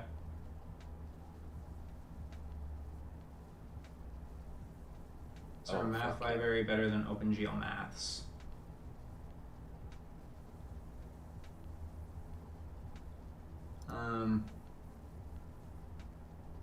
Well, in what reference? And you're kind of right. It does look like Half-Life. This is a subway scene that they used. If you want, I can. Can someone drop the link to the actual article itself? Like the origin article. Just like look up Reister, and it'll be the NVIDIA news blog. So Reister is cool. So on the left. So I'll do a real quick rundown of path tracing for anyone who doesn't know. On the left here, this is what a path tracer sees most of the time. On the first frame, this is kind of what we have to deal with. We have a bunch of these little dots that very sparsely represent, very, very sparsely represent a frame. And then what we'll do is we'll do this over and over and over again, and then we'll get new dots every single time we render a frame, and then we'll combine them up, and eventually they come together into an image that looks somewhat like this, and then we'll denoise this, and then it'll look great. Thank you, Hawks. So we start with this, we accumulated a bunch, we end up with something that looks kind of like this, and then we denoise it, and then we get something that we, can play with. Now, the thing about this image here is that this right side isn't accumulated. This is one frame. This took the exact same time to compute as this did, pretty much. There's a little bit overhead. But this is insane. This is absolutely insane. This will allow us to drop our denoise radius by magnitudes. So do you remember earlier when I showed you that massive bar that was our denoiser performance that took up almost all of our budget? This allows us to cut that in half. And yes, imagine that with denoising. If you click on the link, they have a video. I will not play it. Oh, that's the wrong link. That's the publication. Oof. I want the news article, not the publication. I will post. Okay. Bingo. Okay, that's the news thing. That's the far more public-facing version, less so developer-facing. So this is a thing that NVIDIA did. One of their researchers probably made one of the most important paper of 2020. I'm not gonna lie. This is actually probably the most important paper that came out of 2020. So the how on this is insane.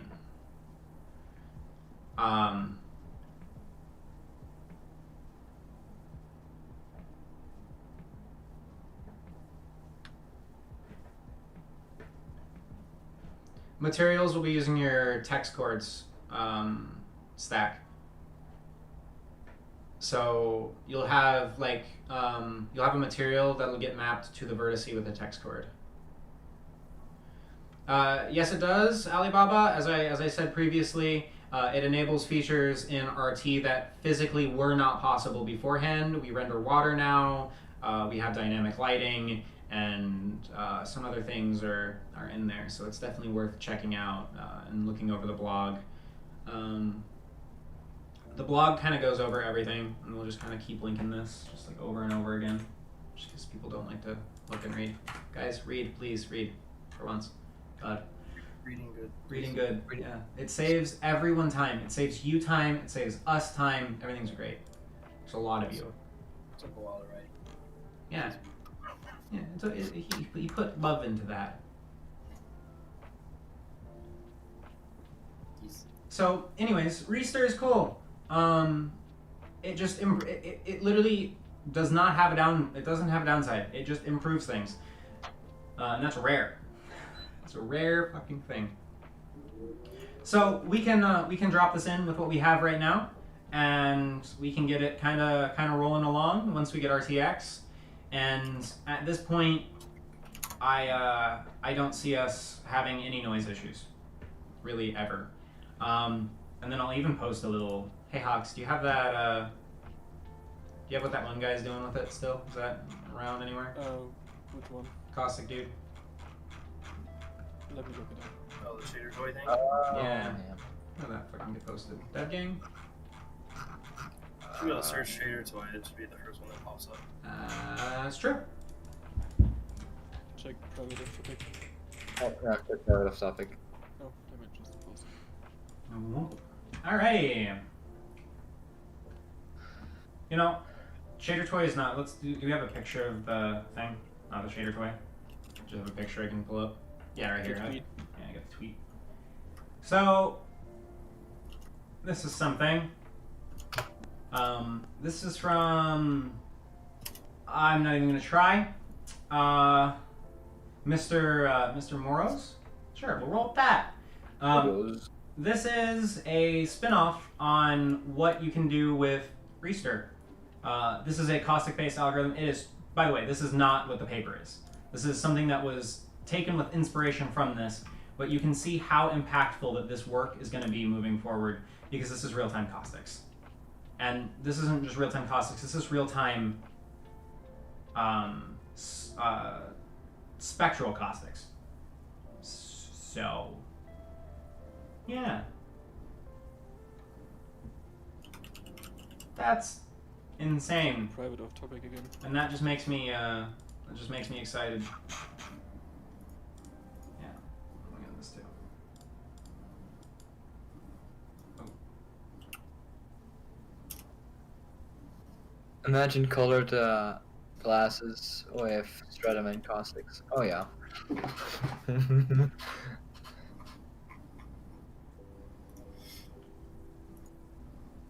Yep. So this is something else that we're going to be looking into, and it's just super duper cool. So that's kind of what the future has to hold. Once we implement this, we can shear our performance even further. This honestly is going to both improve quality and save on performance dramatically. So I'm excited. Yeah, we only probably have to accumulate for like, I don't know, like 32 frames max. Not even, I think. Yeah. Honestly. So that's all of that. Oh, and the nice part is in a lot of rendering scenarios, you could make something look much better than this by having what's called a light list. A light list is going to give you the locations of these lights, essentially, and then we can ray trace towards them. This implementation here isn't using a light list. It dynamically finds lights in the scene and in real time builds light lists for every pixel on the screen. And then those pixels share the light lists with other pixels near it. So we're constantly building a massive statistic map of where light sources is for every pixel on the screen. It's kind of insane. It's crazy that they got it to run as well as they have it running, and I love it. It's the best. Thank you, NVIDIA, for existing. Also, we're scared of them.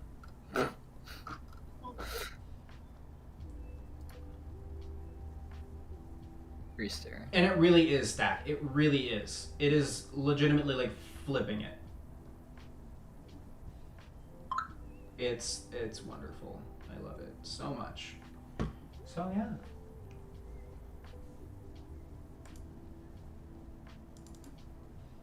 Cool stuff. Currently there is a bug in the client that prevents the user from what's it called? That prevents the user from downloading and loading RT if you log in with the email version of your user. Like if you log in with your email instead of your username, it won't load for some reason. Well, I know why. It's already fixed. But an update will be being pushed out later today sometime, and that should fix that issue. So if you can't get it to load, use your username, not your email. I know it's really inconvenient, and I'm sorry. That was a big mess up on our part. Somehow we didn't notice it through the entirety of the last 7 months. Oops. Oops. Oops. I mean, currently it's still broken, but you know, it works in Forge. not on Fabric. No, it doesn't. It works. It just now crashes in a different spot. Oh. Yeah. Is that we never tried the test build on that. Oh. We need to fix it.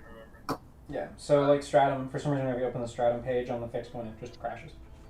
It just goes bye-bye. Yeah, it just says goodbye. So, anyways, any questions? There's less people here now, so I'd assume we're probably wrapping up towards the end here. Wait a minute. More streams, but More streams when? Well, maybe soon. Maybe soon. I might stream a little bit when I'm working on something here next. I won't give any information about what that is, but I will probably stream some development of some things in the future with the mod. I want to give people an idea of what it's like to work with, because it's a treat. It's a big old treat.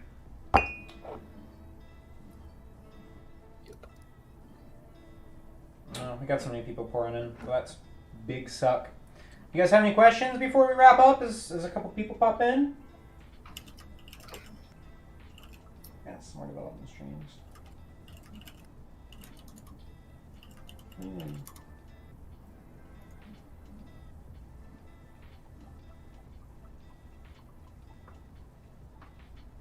Oh, actually, Jake, while you're here, Yeah. I made a commit and I pushed, but I noticed. it, like I said, it crashes on the Stratum screen now. That's okay. Oh, also. Yeah, that I had the exact same reaction. So that's interesting. Not sure what happened. Portal Jumper, I would highly encourage you to get into shaders. If this is something that like sparks your interest, get into it. This field needs more people. We need more developers. Go, go, go. It is a secure job. Why is Continuum so heavy even on low settings? A, because we're bad at optimizing. B, because Optifine is bad at optimizing. C, our focus hasn't been super clear, I don't think. I think for a while our shaders really didn't even have a focus, and I'm trying to bring that back. So. Oh, there's a D. I've Also, always had one on like there's also a D. DDR and customization, but Ray tracing Cooper. Yeah. That's your D. There you go.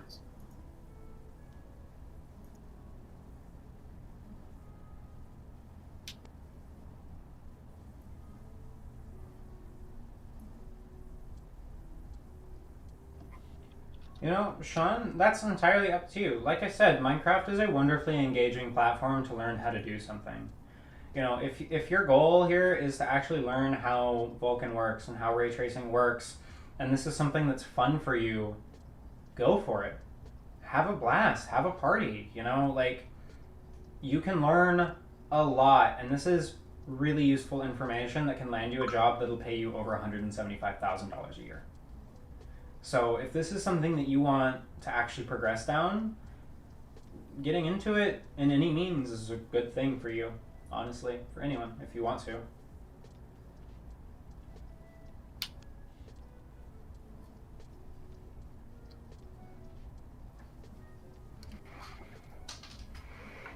But yeah, honestly, I will be making the mod eventually open for everyone to be able to learn how to develop graphics in. It will be open source, so people can look over everything and make recommendations for changes whenever they see it. I don't want to run into the same issues that Optifine ran into, where we're constantly waiting on the developer to be able to do things. We understand that, you know, he has a million other features to get done, but it would be nice if we could just do it ourselves, because we know how.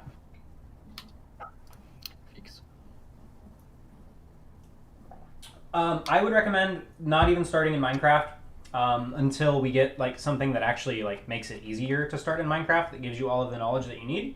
LearnOpenGL.com is a great space. LearnVulkan.com, also another great spot. I sent 2 videos earlier from 3 Blue Run Brown and 2-Minute Papers. Both of them are absolutely fantastic YouTube courses. I would recommend watching them both. You will have such an in-depth understanding of everything after watching them. You'll thank me later. Yes. I honestly wouldn't. I'm really thinking about taking down the GLSL tutorials because they're full of misinformation, and I don't. Yeah. I was not in a place at the time to be educating anyone, and honestly, still, I don't think I am. We did. It's already hard for him to explain anything to me. That's okay. That's incomplete. It's still really good information. Joey, Yes. we unlisted the videos like 2 weeks ago. Oh, never mind. Yeah. They're already gone. There's a reasoning for it in our community tab.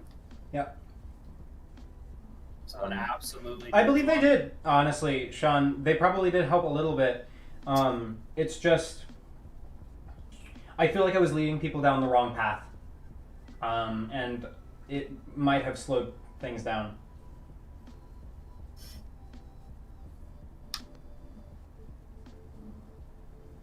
Actually, Hakanaya? Ruby? I'm just gonna say Ruby, sorry. But I agree, actually. Vulcan tutorial is way better, and for some reason, that spaced my mind. Listen to him, her. They write. Him, her, them. They do good. God, being socially acceptable now is really hard.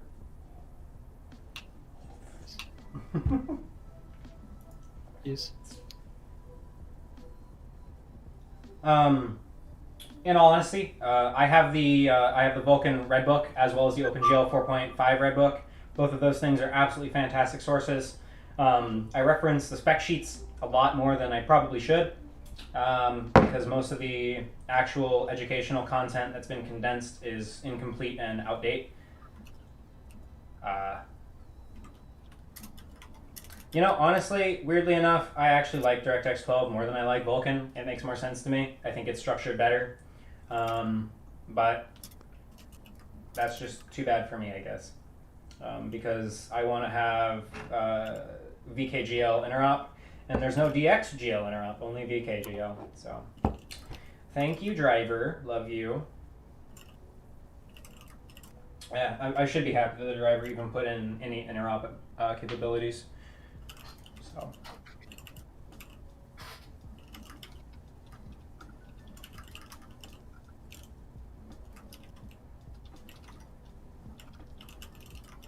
And yes, Alibaba, we will indeed find a way to path trace fog. And VL from Blocklight will be a thing as well. I am super, super happy. DX12 isn't open source, but kind of neither is Vulkan. You might be able to look at the source, but you actually aren't really able to do anything with it unless you also have the source code of your driver. So you'd have to be on Mesa and have the source code of everything. So, yeah.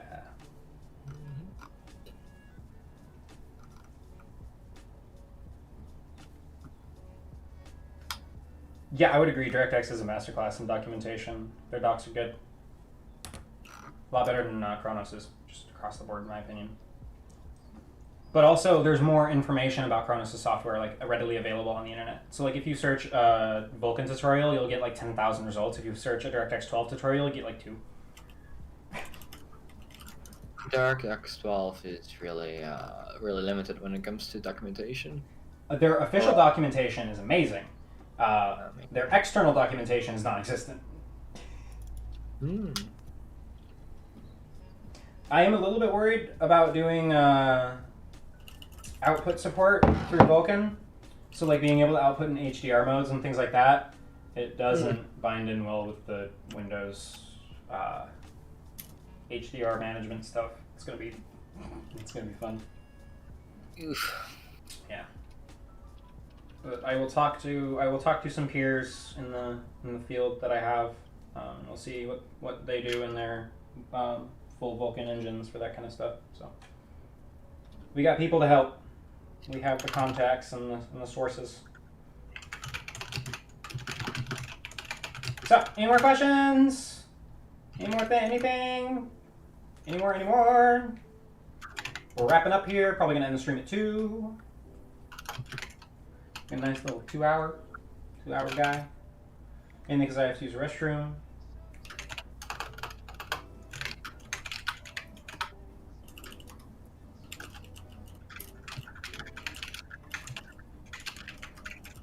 Thank you. Appreciate it. And honestly, you guys are the amazing ones. Like, would not be possible. Would not be possible without you all. It took 7 months of development, of full time, between multiple people. And 99 of 100 times we want to just be like talk about it all the time, but we're like, no, we cannot do it. Yeah. Yep. Yeah, not talking it. Keeping this a secret for 7 months sucked. Yeah. It The almost sucked. There were so many almost oops moments where we're. What's even worse is that in Discord, many people were like, I wish there was a mod that plays Yeah. Optifine and its limitations, And we're not just- We're just sitting here, like on the floor with our legs crossed, just smiling. Yeah. Okay. I mean, don't get me wrong, we love to see you guys suffer. It was a lot of fun doing the video last night and everything else. It really was. It was a good time. But yeah, no. I'm glad that things went the way that they did. I wish that we could have had RTX done by the time that we put into it. But you know, I poured my heart and soul into it. So hopefully you guys can accept what it is for the time being, and are excited as I am about the future of it.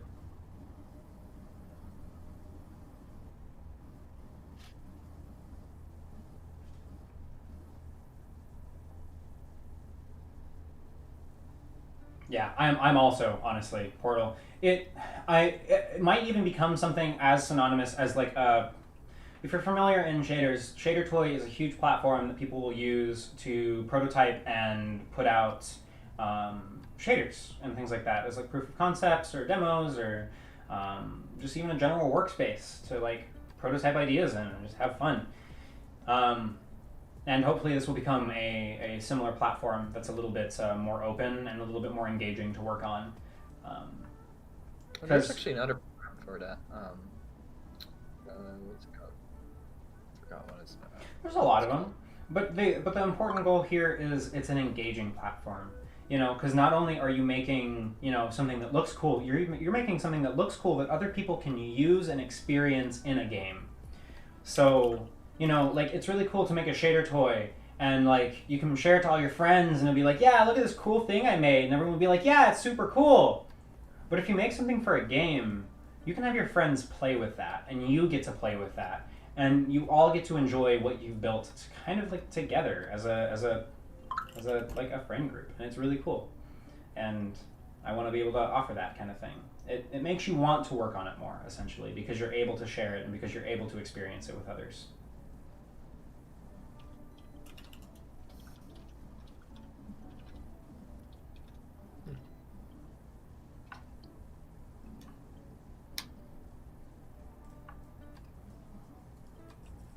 The networking code for Minecraft is just, yeah.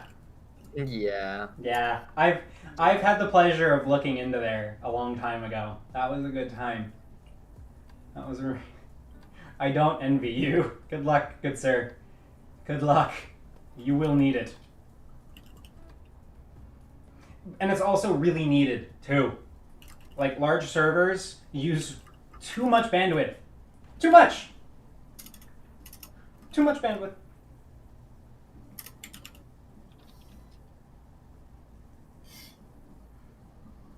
But yeah, the biggest thing for us is we are planning...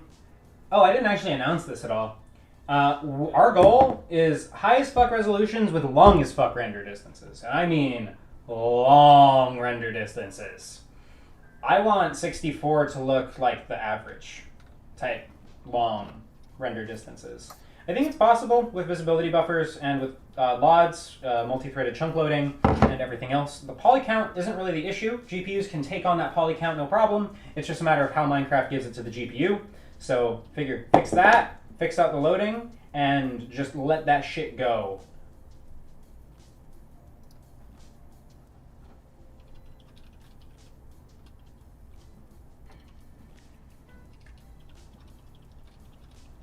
But yeah, render distance is annoying. Does continuing support chromatic aberration? Okay, so no, not right now at all. Chromatic aberration is something that's very interesting, and whenever it comes to the camera, we want to do things right. Again, this is going to be another one of those areas where we're very anal, and we'll choose to just not until it's done right. Chromatic aberration can look really shitty if it's just faked. We want to be doing a full, quote-unquote, full approximated lens simulation that would give mostly physically based, well actually it is physically based but not physically accurate lens effects like chromatic aberration, spherical aberration, and all of the other aberrations. We're going to be, and have the render distance going up and down every build. So, Sean, not really. Not really. Kind of. We have a set VRAM limit for the chunks to use, and we will load chunks until that VRAM limit is full. So, depending on the world, it will change in size.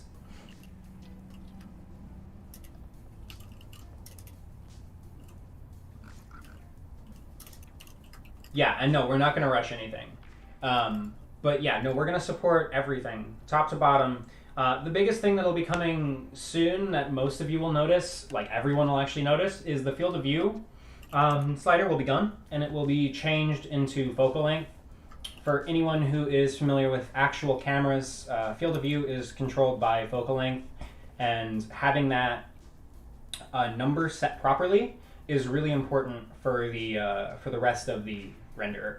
We'll of course have an option to switch it back to field of view, and it will convert the field of view to the focal length just inherently as a thing, but it will be dominantly, we're trying to push focal length as the field of view instead.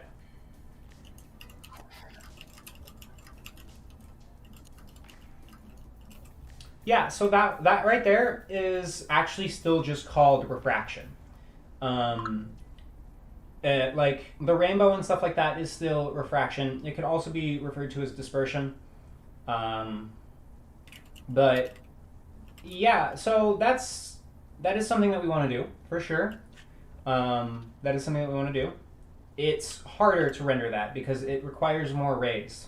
So for every wavelength of light that you want to represent, you have to send a ray for that wavelength because they're going in different directions.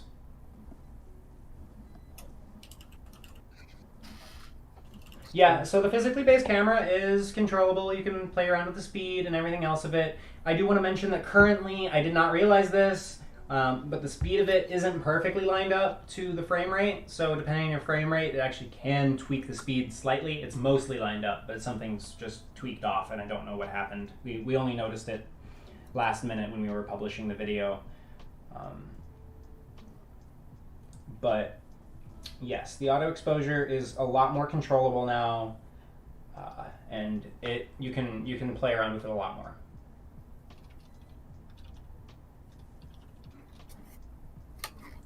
So we represent the entire visible spectrum in just computer graphics as a whole, like your monitor even, with 3 wavelength primaries. Typically it's like 450, 550, and 650. That's very generalized. They are different than that, but that's a generalized wavelength count.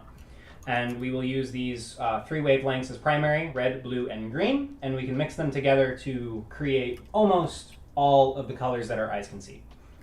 We pick these primaries specifically because the cones in our eyes are the same. So we have the red, blue, and the green, and we can kind of use a monitor to trick our eyes into... so it depends. Rods and cones are for different things. They both play a role.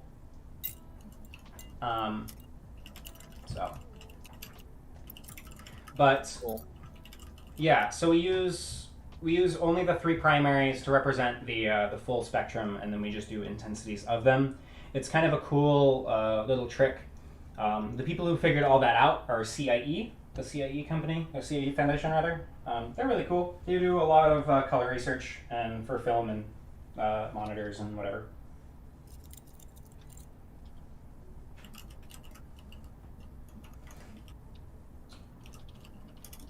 Both rods and cones play a role in perception of color. However, they take on dramatically different things. Rods work better in low light, whereas cones work better in bright light. Cones have more color accuracy, where rods are more chromatic over or not chromatic. What's it called? Whatever. My brain's not working best. Yeah, they made a lot more than those. There's a lot. They made a lot of color spaces, but that's essentially the big ones.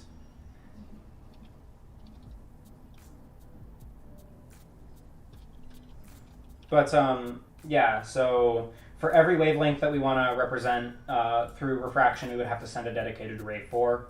So we could do just red, blue, and green, but oftentimes that's actually not enough to actually get a proper look.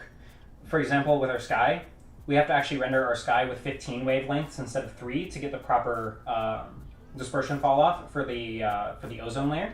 The ozone absorbs a very specific wavelength that's purple, and it does this in a way that you really can't actually blend with RGB primaries. You actually need to add an extra primary to be able to dip the color correctly.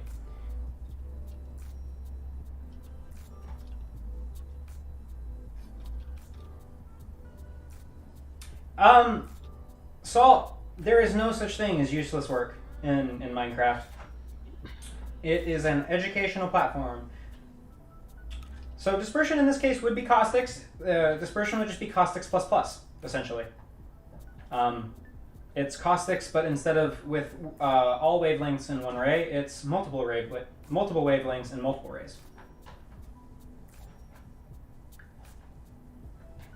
So they would be the same implementation. And speaking of caustics, I will just reiterate. I will rehash.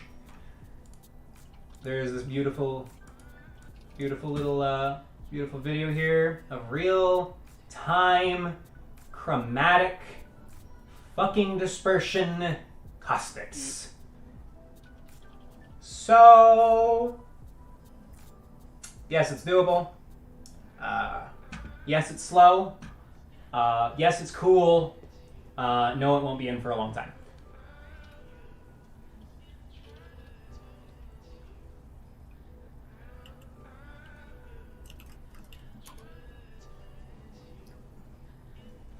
Java's really cool. That's how, essentially. Like, I hate it, but I also love it. Java's not like C. You can just kind of do whatever you want. Like, here's a really cool example of why Java is cool. I'll pull up one of our classes that we had to do, or that Janruf had to make. That was truly one of the coolest fucking things I have ever seen in my life. This little piece of code right here. Now,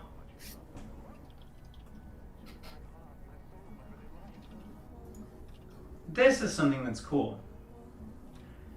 In OpenGL, there's a lot of integers,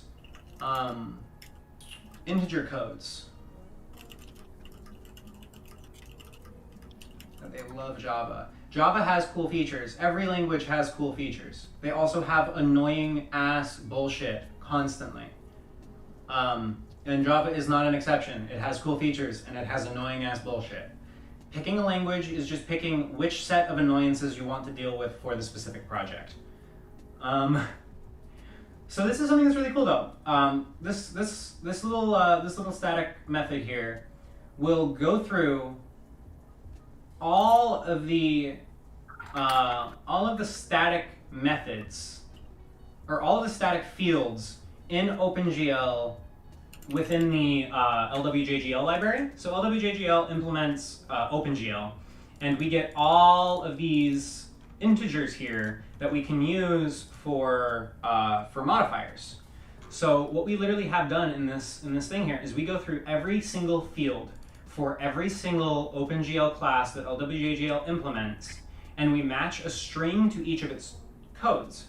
So in the end, this map here is a string of every single one of the names of the of the fields in OpenGL, and then also their IDs. So instead of having to maintain the list ourselves, we can just pull it directly from the game. And this is something that you can only do in Java. I don't think that you can do this in any other language, legitimately. Not to this extent. Method accessors are really, really cool because you can treat the class as an object itself, and then you can get things from that class object. So it is a long ass string then. There are like 20,000 registries in here. It's insane.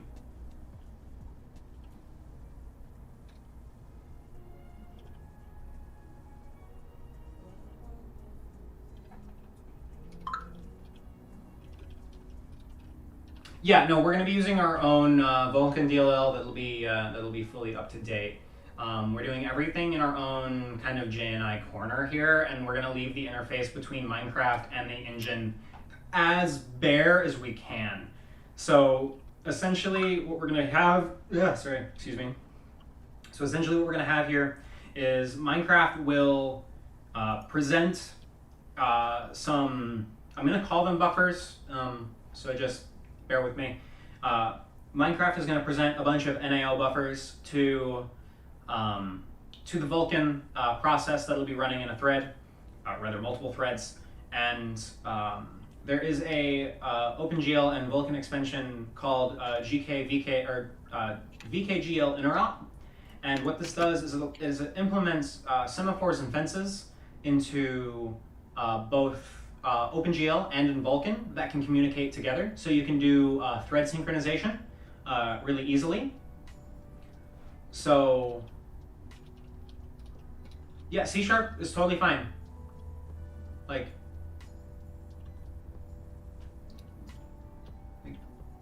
oh, I see. Oh, you mean this? You mean this? Oh, that's super cool. Yeah, I figured it would be. C# and Java are feature similar in a lot of ways. Very different things, but they do share a lot of features. It's kind of neat. And they're both pretty fast at this point as well.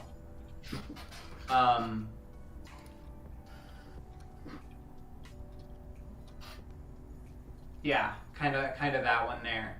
But anyways, we're gonna present some buffers over to the Vulkan side, and these buffers will have things. It'll have pointers to the textures. It'll have pointers to the vertices and the chunks and everything else. So the Java side will get the chunks and the textures and everything else ready, and then they will just pass that directly into the Vulkan side for rendering. And then when the Vulkan side is finished rendering, it will move the, I'm going to put in massive quotation marks, frame buffer, not a frame buffer, but it's going to move the frame buffer back over into Vanilla MC, and Vanilla MC will be able to continue to render off of that frame buffer as it would have normally. So mod support is untouched. Joey. Yes. Question, because it brought me to an attention. Somebody in the Fabric Discord asked that do you actually he's talking about that you need an account for Folk Engine to download Folk Engine. Will you always need an account to download Folk Engine for later down the road? No. Okay. Non-disclosed. Non-disclosed? Non-disclosed. Say yes. Yes. Yes, we will, yeah. Quote unquote, always need a quote unquote continuum account, and that is all I will say. Oh, yeah. Okay. Yeah, okay, yeah, we're all on the same page in here now. Yeah. Yeah, okay. There are still secrets, guys. There are still secrets. There's always secrets. Yes.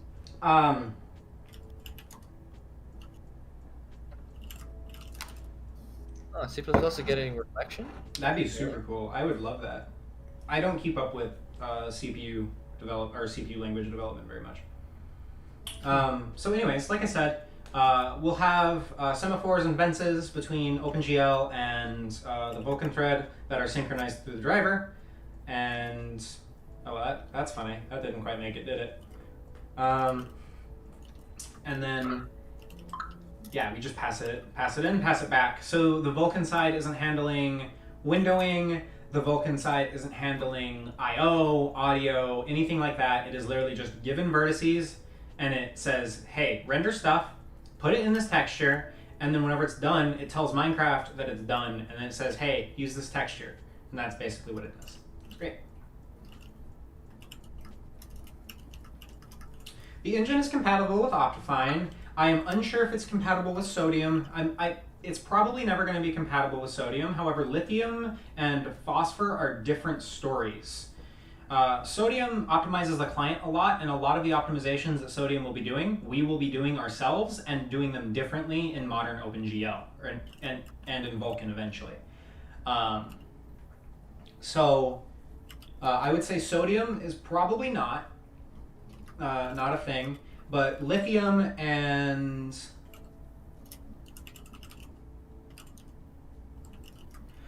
Focal Engine in itself is free.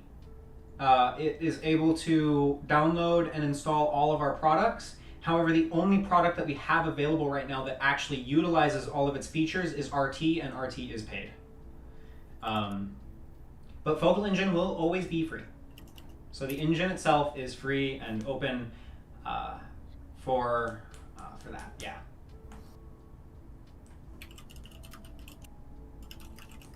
Indeed there is. I-10? Yes. We are indeed trying to implement Fabric's API, Fabric's rendering API, and same with Forge. For the very, very limited rendering API that Forge has. Very, very, very limiting. Hopefully, ideally, whenever the time comes, we'll be talking with actual Fabric's developers. And I already know for a fact that Lex Manos is just going to say no. So that's why we're going to be focusing on Fabric. Because I want some support from the actual API itself, if we can. Just kind of get everyone on a same page type dealio, if we can. Like that link you posted, Robo, and I forgot I left that server. You're really quiet. Voice channel for some reason.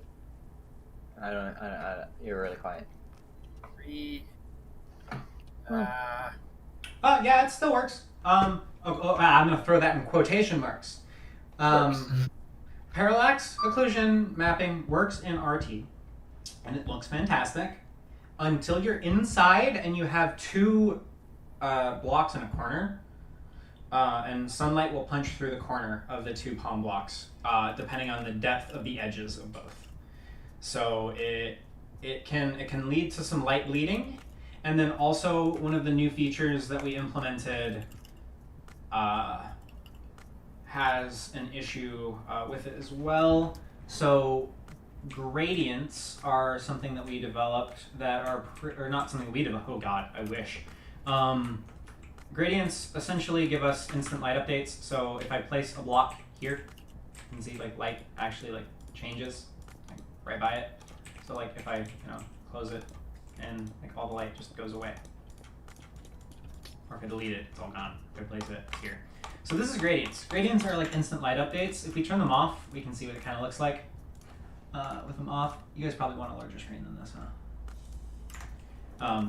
So you can see without gradients, things take a little longer to go away, and you have to take them off screen to properly do it. And whenever you place it, it doesn't really, it's just bad.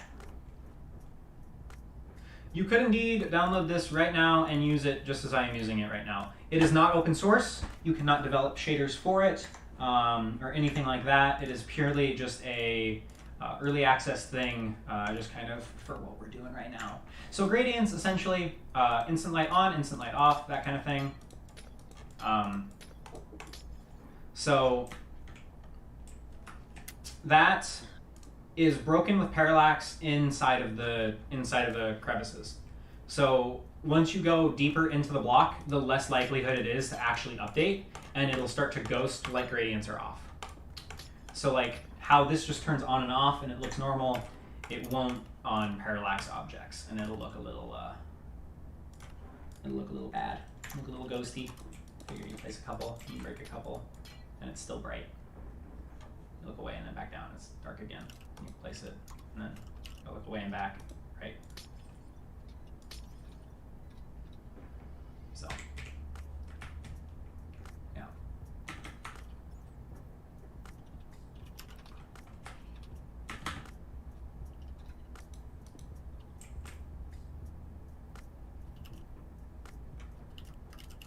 We're deciding to use C++ because it has better Vulkan support.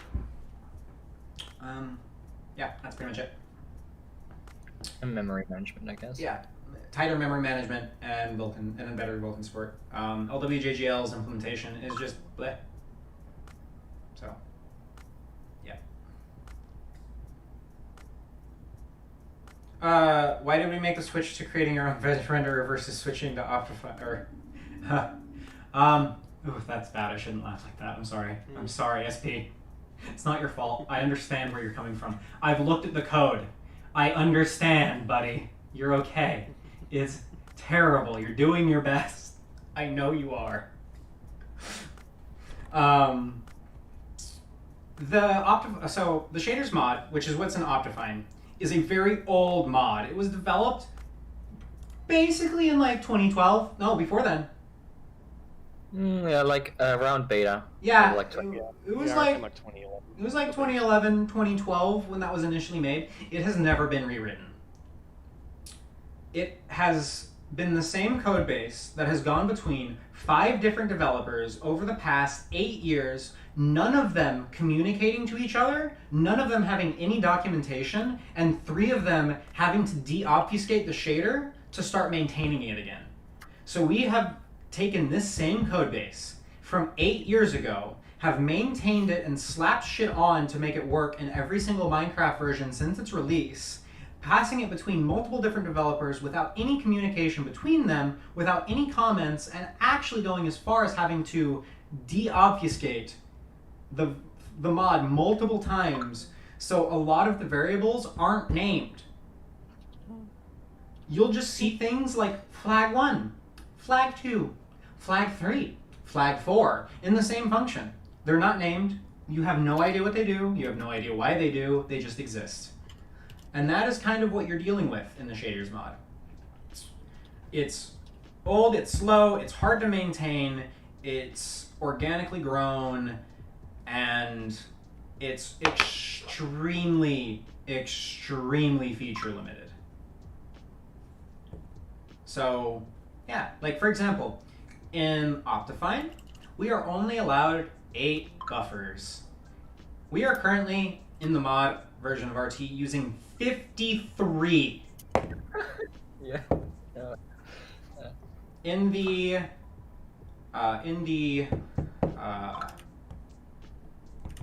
Optifine, we are only allowed to have 16 shader stages. We are currently using 31.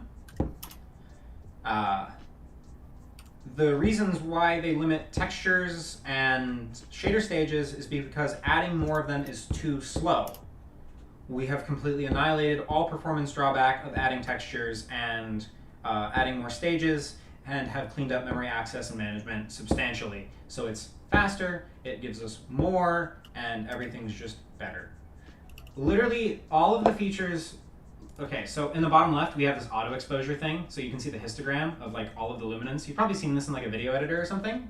You can only do that really with compute shaders. You can do it in a fragment shader. It's just gonna be slow as fuck. So having images and image load stores, yeah, it would be impossible. Gradients, which I think are turned off right now.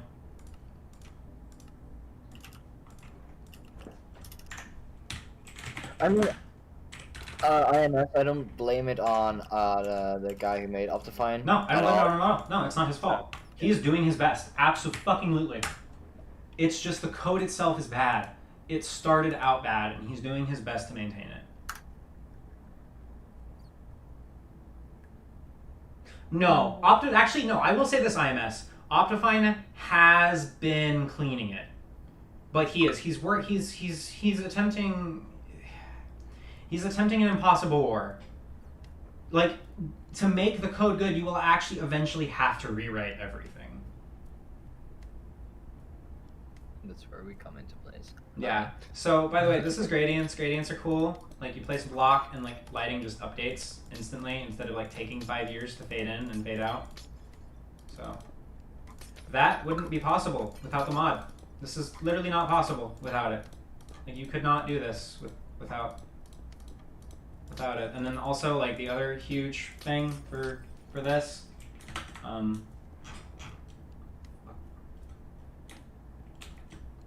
you have water. Water is a totally different ball game of rendering. We have refraction, we have reflection, it's moving, and the surface just generally kind of sucks. So we can even pop into water here, and we can play around with a lot of the effects here. You can see the Fresnel bubble having a party. You can see there is some ghosting still, but it's not terrible.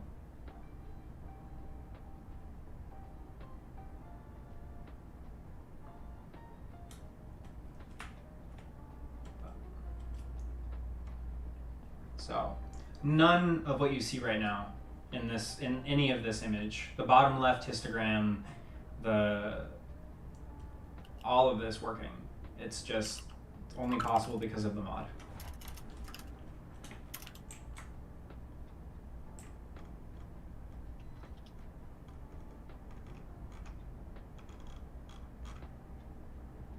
Cool.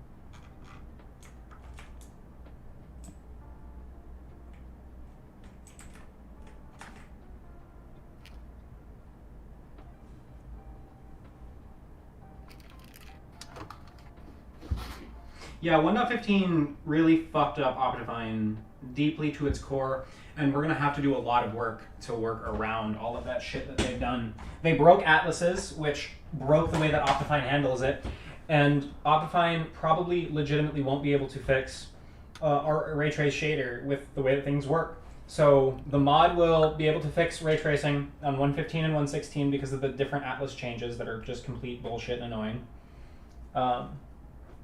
But we should be able to handle it just fine. So, like I said, 1.16 or 1.15 and 1.16 versions should be coming out throughout the coming weeks for Fabric and Forge. Slowly moving on to Verge, I want to say. But yeah.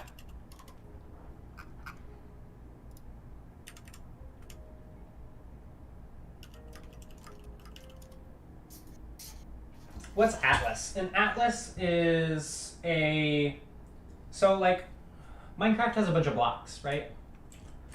So like, you know, we have wool and we have concrete and we have like these bricks here, and every one of these has their own texture, right? So like we have a wool texture and we have, you know, all these textures. Now we could save each of these textures in an individual file and we could access them all individually. And that does work, but when Minecraft was developed, it was really slow to do that. It's honestly kind of an industry standard now to do everything kind of individually, but when Minecraft was first made, it wasn't a good idea to do it like that. It was a good idea to compile everything into one massive texture, where we have all of the textures kind of next to each other, like stacked up. I don't know why I didn't just pull up a fucking Chrome tab and Take just a look look at up it off topic. texture atlas. Like Minecraft will probably come up over and over and over again. So this is like a texture atlas. It's all of the blocks just kind of stacked up next to each other. Posted one from Minecraft RTX. But There's literally a few Minecraft ones. But yeah, so this is what an atlas is. So what Minecraft did in the recent update is they took this and they split it up into multiple versions because it's faster to render that kind of thing now than it was then. So that's kind of what's going on there. So we can fix this and we can make everything look good on the newer versions and everything will be wonderful. But I will have to I'll have to be right back here for a second. If you guys want to just entertain and talk and do whatever, be right back. I would, but my chat keeps disconnecting. Aww. Aww. Oh, poor you. Poor you. I love Australian internet. It's great. I don't even know whether it's like Australian internet or not. Your PC doing it. It might honestly be my ISP. I don't know. Your But, eyes like bye bye. no, my ISP specifically going like, okay, yeah, you're not going to be using YouTube or Reddit. Oh. Oh. Very nice. I'm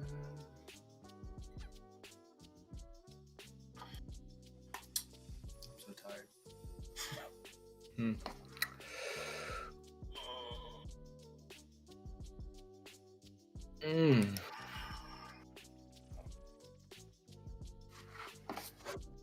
Fun stuff.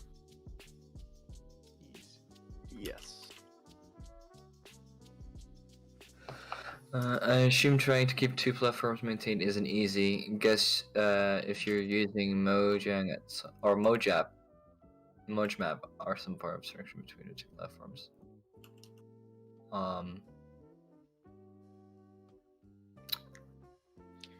Do you mean Forge and Fabric? Because if you do, our development environment is in Forge, so we kind of just automatically get Forge support there. And we use a tool, I don't know who actually made the tool, but we use a tool called the Patchworks Patcher, that basically just takes a Forge mod and just converts into a Fabric mod. Click and run, and it just does it. Yeah. But most of our stuff is actually disconnected from Forge and Fabric. So the good thing is most of our code can literally just be taken and ported over to whatever platform we really want. So long as we sort of hook it into the right places in the game, yeah, should work.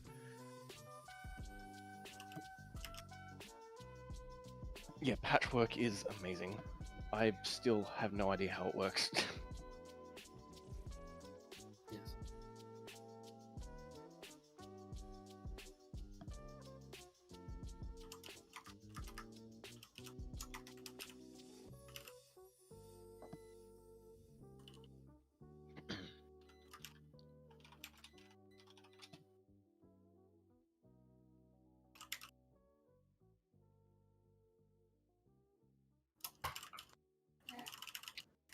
Better actually being useful and not being academic exercise. What?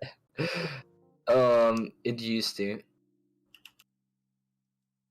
Well, the good thing is the Patchworks patcher, as far as I understand, like it also updates all like the mappings and all that that are used between Forge and Fabric. So even though all of our mappings in our development environment are for Forge, we've sort of set it up in such a way that the moment the Patchworks patcher like touches it, it just automatically gets converted over into Fabric.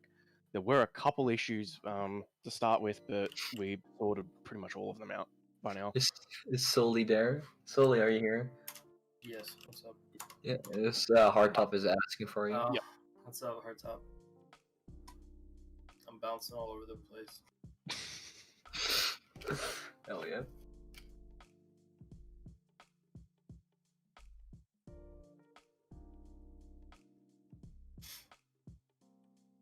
Hello? Yes? But yeah, we're probably. I'm honestly not sure whether we're going to be primarily targeting Forge or Fabric in terms of our development environment. I'm going to assume Fabric, just because my brief time trying to get it working, like the fully built version of the mod working, Fabric seems like such a nice API in comparison to Forge. Never heard anyone but Jake or Joey. That's. I'm kind of a little concerned that you haven't heard You of it have, before. you've been in voice before. Hi, I'm Robbo. Hi, I'm Darnell. I am from Netherlands, yes. I speak very good English. I'm from America and I speak very bad English. Yeah, I know. We all know. You type really bad as well because you're Oh. always in a rush. Yeah, my typing is absolute trash. amazing. What are you talking about? In the dev environment on Forge at the moment. Reploplo? Grr. What's the Yeah, difference between Forge and Fabric development wise? Oh boy. Yeah, so I haven't actually developed for Fabric at all. Outside of this, like outside of the Patchworks patch and trying to get that to work. But because this is honestly my first time like coming back to modding. I used to mod Minecraft. This is going back like at least half a decade ago. This is like the first time I've come back to it. But yeah, so we're using the Forge development development framework, I guess I'll say, Yeah. right now. But I'm pretty sure the idea is to move over to Fabric for our development, and then have some stuff running in the background to build for Forge as well, so long as we want to maintain Forge compatibility. We're gonna have to maintain Forge compatibility for, wasn't it like 1.12? 1.12, yeah. Yeah, 1.12.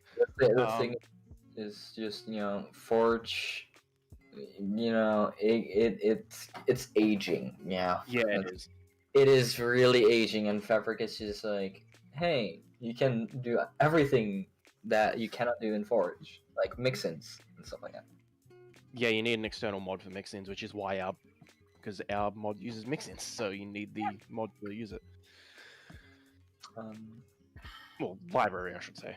Yeah, and I'm pretty sure the creator of Forge doesn't want to get like highly disencouraged as core mods, which we pretty much are. Which is funny because he'll recommend it, but I'm not going to get into that. Yeah. All cool. But yeah, as long as currently still Forge has the biggest player base as well, because there's just so many more mods for Forge. But I think like in the future, I think that will change. Yeah. If you talk about core mods anywhere except the one Discord channel that's muted by the dev, damn. Oh man. Yeah. I'm pretty sure Joey or Dot Modded literally like just mentioned something regarding what we were doing, and he was just immediately on the shit list. Yeah. I don't know why now. I don't know. For some reason, he just doesn't like. For some reason, Lex just doesn't like core mods. Fun. So I've been sitting here. There was something I wanted to do. Thank you, Hotop. I cannot remember what the hell it is. It's been like 10 minutes. Super annoying. Core mods are essentially mods that change the way the core engine or core game works. So like normal mods, for instance, you pretty much add stuff and making use of the API that's provided for you. So like you can add more entities, etc. or blocks. Core mods are pretty much things that change either already existing mods or the core game itself. Yeah, specifically, I'm pretty sure core mods are sort of like initialized, so to speak, way earlier, so that they are able to actually touch the code base without causing a million issues everywhere. Yeah. Yep. Yeah, there you go. Yeah. DAPI. The FrepPi support. Fabric API support is not currently working due to the limitation of it not working with OptiFabric and Optifine. And yes, core mods are anything that modify the game itself or another mod without using an API. Yep. Mixins are indeed core mod, or is indeed a core mod feature. But yes, no Fabric API stuff yet. We will be absolutely be rolling out stuff for that We want to work with the Fabric people on it though. Like, talk to us, and we want to talk to you. So please, not yet though. We're not ready. We'll let you know, but we do want some communication to be had there because we want to make sure that things work real seamlessly across everyone. And the people over at Fabric are really, really cool, and I feel like most of them would be down to collaborate on something like this. I've already spoken a little bit with Lex Manos, and he pretty much told me to fuck off. So yeah, that was that. We told him about it. It's pretty much you talked about what we're doing, and you just got on the hate list. Like, Yeah, that didn't take long. We said it in a much nicer way, but I guess that's pretty much in character for Lex, so... No sugarcoating it. Oh yeah. Oh shit! I810, are you on the Fabric team? Mm-hmm. Oh, well, Ooh, hello. I did not know that. Can you give me a ping? If you are on our servers, if you could give me a ping, that'd be lovely.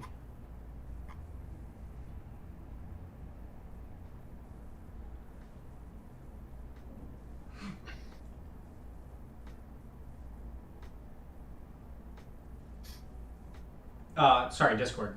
My bad.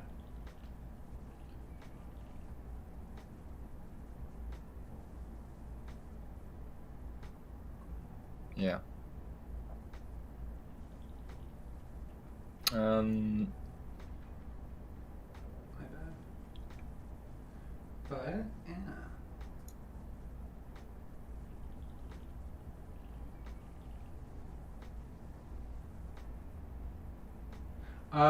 Our own. I don't think I'm on Fabricord. Here, I'll just drop my. Just add me. Here, give me a sec. I'll drop. I think my chat disconnected. It's cool. Just add me. Cool. We'll get a good communication. I'll also join the Fabricord server. Don't know why I'm not on there, but. Yeah. By the way, our link is on our website. Also true. It's in the top navigation. Mm-hmm. But yeah, we want to work with you guys. We do. Fabric is super cool, and we love it. Yes. Very good. Very good. Forge bad. Yes. But Forge. Not even, Honestly, though. not even being ironic there. Like seriously, fuck Forge. Forge isn't built for what we're doing, and I'll leave it there to put it very nicely, and to not make anyone hate us more than they already hate us.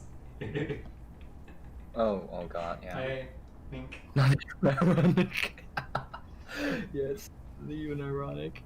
I mean, it could be worse. You could have done what was I say that as just a user. God. Oh god.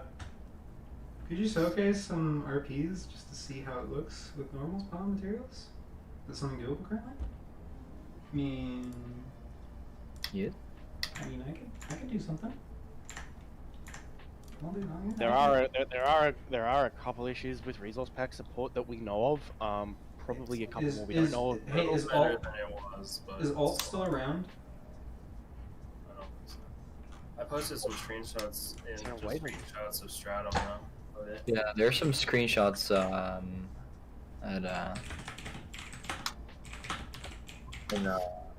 Strat. Yeah, of Strat. Very sure. Yeah. God, it looks pretty good. Fucking good. Okay. Yeah. It looks like that Prismarino. Ooh. Ooh.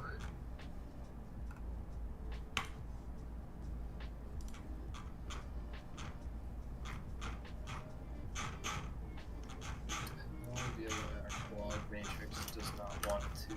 Sorry, just give me 1 second. I'm just talking to people and making sure that everything's okay to show.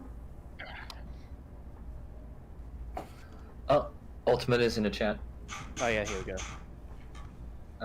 Check the secret chat, Ultimate, if you could do that. Or our little secret chat. Secret chat. The secret chat. The Pog chat. Oh, absolutely, Ultimate Immersion. That limit is gone. Bye. Well, will be. What- Will be. Yeah, will be gone. What limit? Chill there. What limit? How many CTM tiles do you want? I'm not gonna say we can load them all at the same time. I will say that. We will not be able to have every single CTM tile in existence on the screen at the same time. But you can throw in pretty much as many CTM tiles as you want, and it will sort them based on priority and your user parameters. So, like CTM can have a bunch of different. We'll talk about that when we get there. C++ is not a Microsoft technology. C++ is literally what most of Linux is written in. So.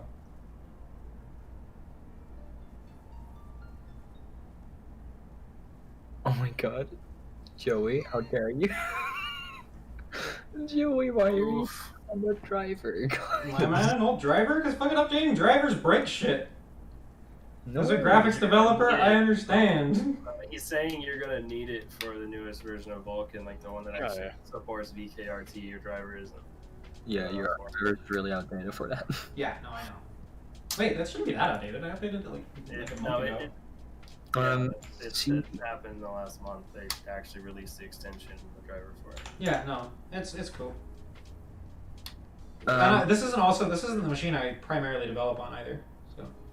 I stole the roommate's machine. I forgot. Oof. Yeah, you can still run C++ with Linux and Mac, I'm pretty sure. Although, why would you ever run this on Mac, you know? No, it won't work on Mac. You can't. Vulkan doesn't support it on Mac. Come on, metal support win, man. Guidance. Yeah. We just gotta. It's just for Mac API. Yeah, no, C++ is for sure standard.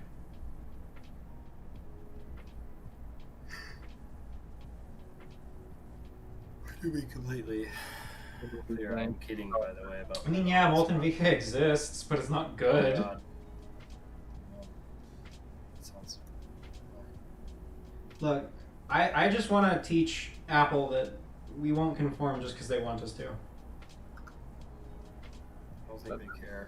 They don't have a large enough market share in this space to make me even blink at that decision.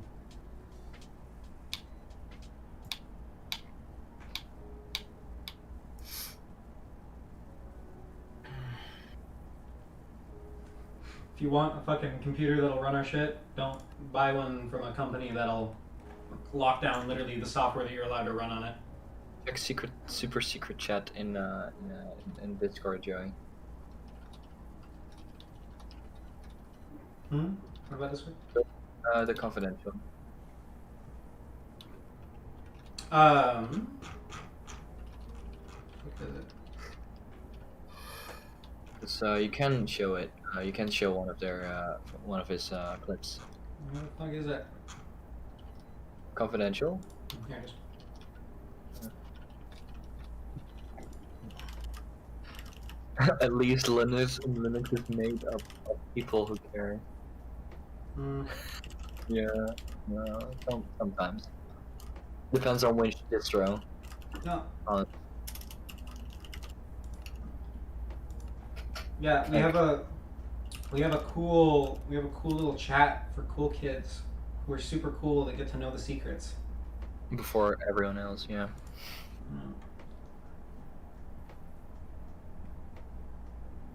Okay, yeah, that's good. Arch chat. Okay, so never mind Ultimate. I just realized that video was just showcasing a bug, and now I don't want to do it anymore. Oh god. Apologies. Why is your render distance maxing out at 16 chunks? Leave me alone. It's because I don't have enough. Oh, this is gonna. I'm gonna need to restart the game. I'm not gonna be able to load Stone by 12. Can't load 5. Oh yeah, you are gonna. Oh no, it should work. Try it.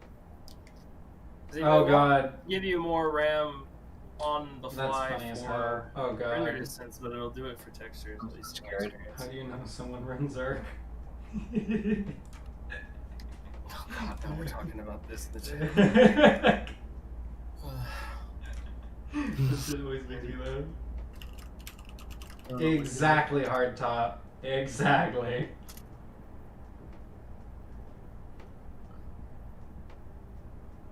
Oh, he sent you a new shot. Oh, does he have something that I can show? Do you have a? Yeah. Do you have something? Yeah. You got something good for me? Oh. Oh yeah. Oh, okay. Yeah. We show that one. Yeah, we can do that. Okay, you guys. Someone asked, why would you auto to that bullshit resolution? Alrighty. God. Oh. Oh yes. God damn. Absolutely fantastic shot. Preview on Drive do suck. They don't put nearly the amount of processing effort into it, but that is a pretty good example. I'll pop on You to can also just download it too. If you wanted to. And then watch it. Oh my god, your PC is actually fucking dying right now. Yeah. Oh yeah, thank It's you. really not gonna help that much, but yeah. Please spend the day on. Oh no. Oh please, just thank you. Only spend a day on this, just a day. It's not bad, you know. You know who doesn't like? Spend the day on this. Absolutely excellent shot though. Love it. 10 out of 10. I get it though. It's fucking just trial and error and trial and error. Okay, so what's it? Okay, auto jump. Why are you on? Why is that default to on? Still don't understand that. All right, where's our stratum hallway? Over here somewhere, isn't it? What are the cool textures? One of these buckets have actual textures on them. Are these the textures? Looks like these are textures. Yeah, we'll call these textures. Oh. I do want to mention this is 512 textures, so excuse the frame rate. It's going to be shit no matter what I do. Also, excuse the non-contact hardening specular. We are working on it. TM. Oh god, everything's going to look like trash. I'm about to feel bad about all the work that we've done. Alright, let's show off some specular, shall we? Or some granite, shall we? That's cool, but that's cool. The FPS. Yeah, yeah, no, the FPS is fucking fabulous, but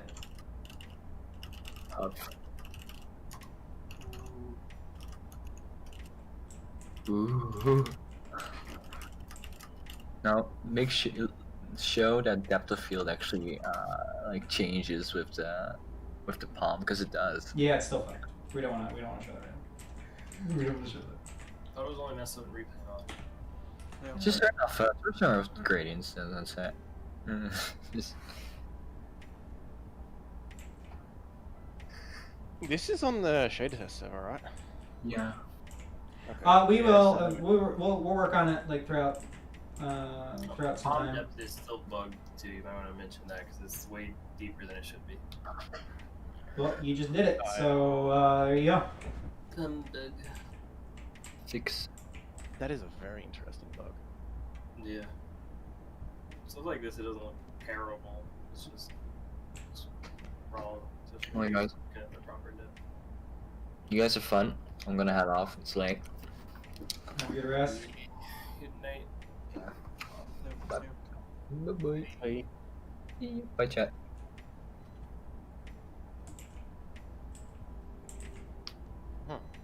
How? Options, video settings, shaders, shader options, material settings. Oh yeah, by the way, Jake, our block.props is in the wrong place. It's not in the config folder. We need to figure out how to move that. Ooh. Yeah. Ooh. We'll just add like special intercept handling for the request to that specific file. You know what I'm talking about? So like whenever it Yeah. whenever it tries to ask for the resource, just Yeah, be yeah. like, if it's this resource, actually it's here. Yeah. Okay. Yeah. So, but anyways, you go into material overrides. You have a miss of concrete powder here, a miss of redstone and lapis here, and currently that's all we have. But soon there will be more. I was typing that, you monster. How dare you? Ugh. But yeah, We do actually, Hanukkah. as with all implementation. Oh, sorry. Go for it. I apologize. They're asking about custom GUI elements. We're gonna do custom menus and maybe like. Oh yeah, the whole thing is gonna change. Whole fucking thing. Jake, tell them about your menu idea, like the one that pops up over the game. Oh yeah, so I want to have like a full like shader menu that's going to be Ooh. infinitely better to actually like Oh. write. Oh, for lack of a better word, write.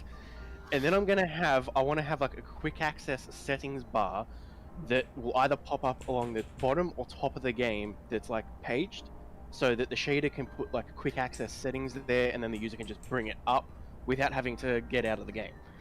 And it's all going to be using hotkeys, and I also want to have hotkeys for individual settings as well, so that you can just at a press of a button turn like auto cam or like auto depth of field focus on or off, and you can like I'm gonna have to look into it, but if you like hold control and scroll with the mouse wheel with manual depth of field focus, that will also pull the focus distance in and out, and all of that is gonna be provided by the shader, so gonna be very open. Is the resource pack for all this still in the Git, Hux? Yeah. I'm gonna go grab that.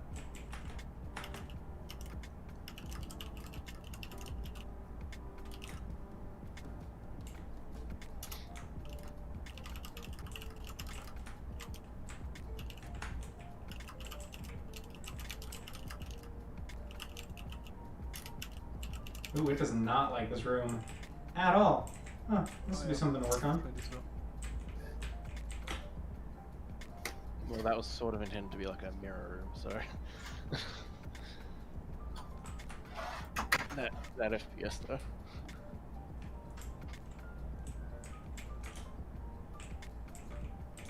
Specular enabled right now.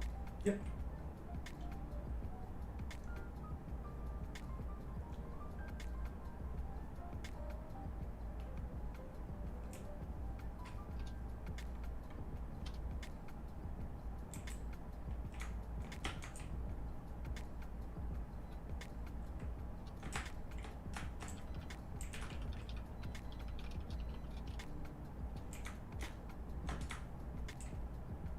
So.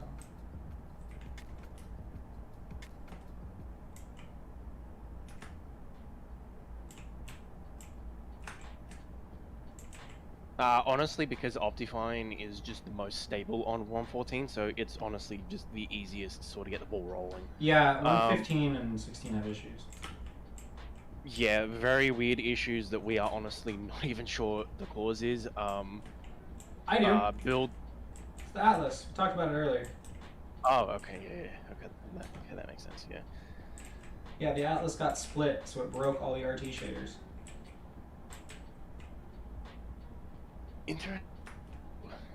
That's interesting. I don't know what's going on in here. Might be letting light through due to parallax. Oh, I don't think that these are actually emissive when they're supposed to be. Yeah. No, because you got a resource pack loaded, so it's gonna disable that. We really need that firefly Yep. rejection. That's the stuff I posted about.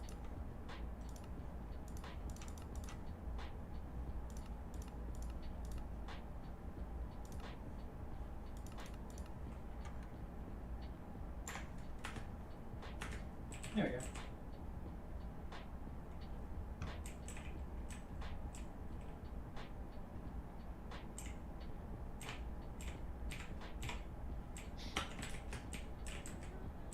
Where's this room?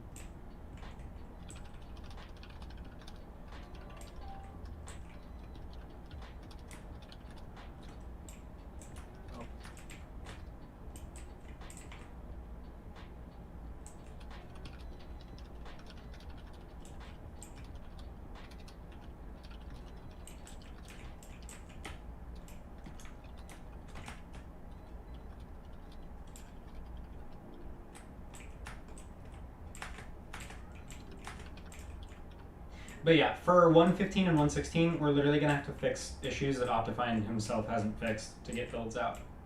So that'll be Yeah. fun.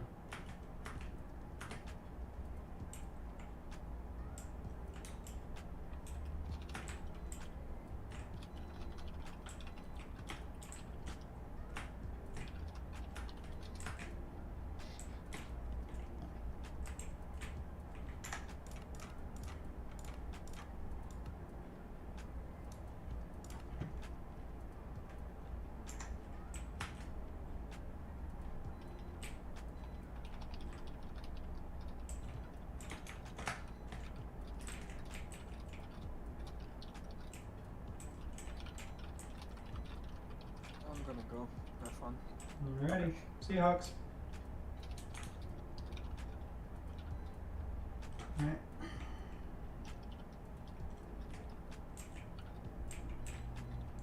Alright. We always would love to work with Optifine, but Optifine is a closed source mod, and he kind of likes to just do things himself. Although this is something that's fun.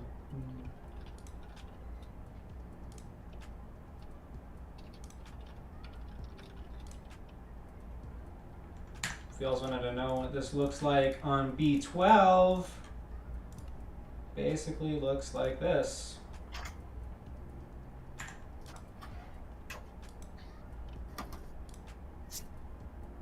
Honestly, not sure whether he will. I think it's happening. Yeah. Would love to get him on though. When Optifine, when we break off, we break off from Optifine completely, and just that's our standalone thing. God, this looks so good. And this is what we used to have.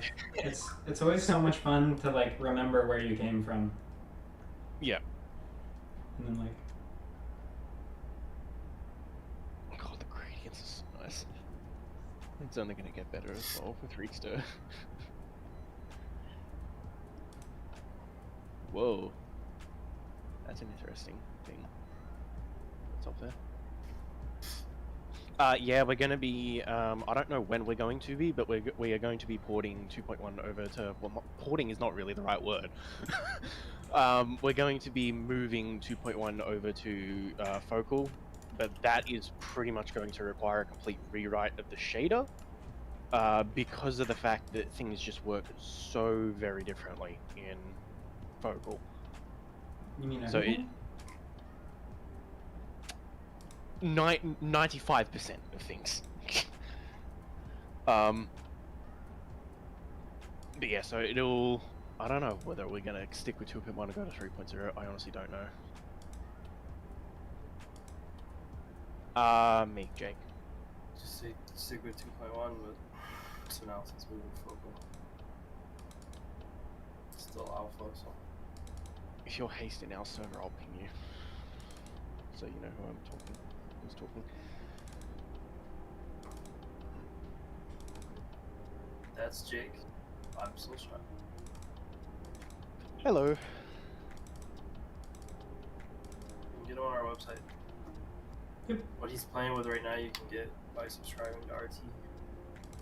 And then you need to install the mod. Yeah, just check the latest blog. Performance is definitely still something that we need to improve for gameplay, but it's definitely getting better for gameplay. Like, I reckon gradients have just leapt the shader forward in terms of gameplay, Here, and we just need to here, keep let me that reset. Let me reset the settings.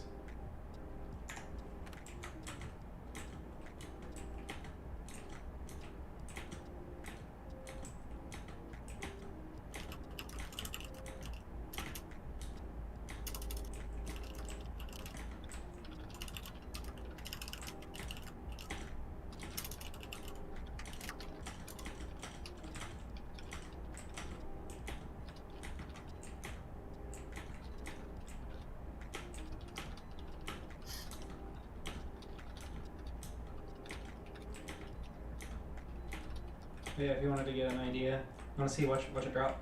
Drop it like it's hot. Okay. Ooh, you know I haven't shown? I still want to thank everyone in Continuum for allowing me to work on this. mean, we wouldn't have the site without you, so. Well, the site the way it is, you know. Thanks for your work. Yeah, more stuff to come to make it even better. If you read the blog, AS Owner YouTube, it tells you gotta download Build 13 through Focal. So you subscribe, and you make an account, subscribe, download the mod, get it installed, and then download Build 13 through the mod. It's all in the blog.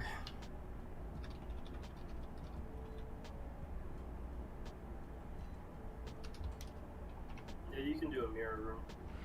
You just can't see your player. Yeah. I had kind of a fun example in here.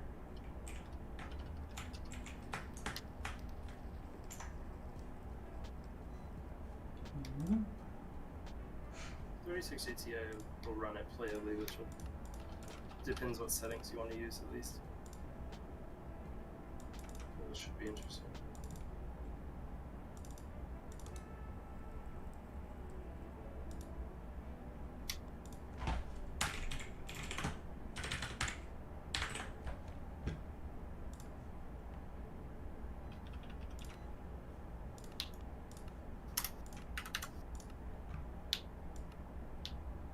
Six?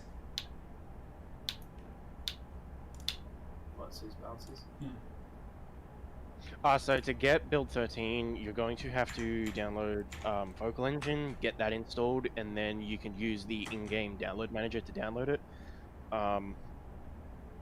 Yeah. Unfortunately, there is no download link. You need to download the mod first from the account downloads page.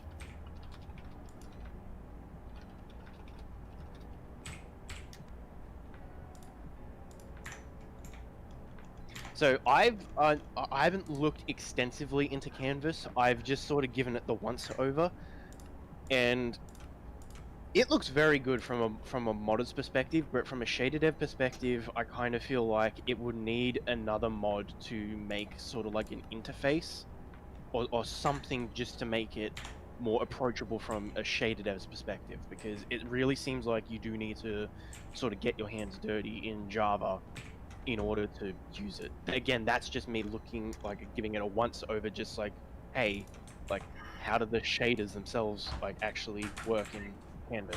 Can I cut in? AS Owner, you need to register first, and then you can go to your account page and there's a downloads tab. Find it in there.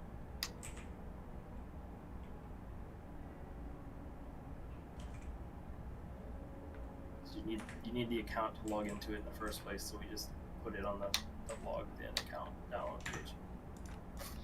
So contact how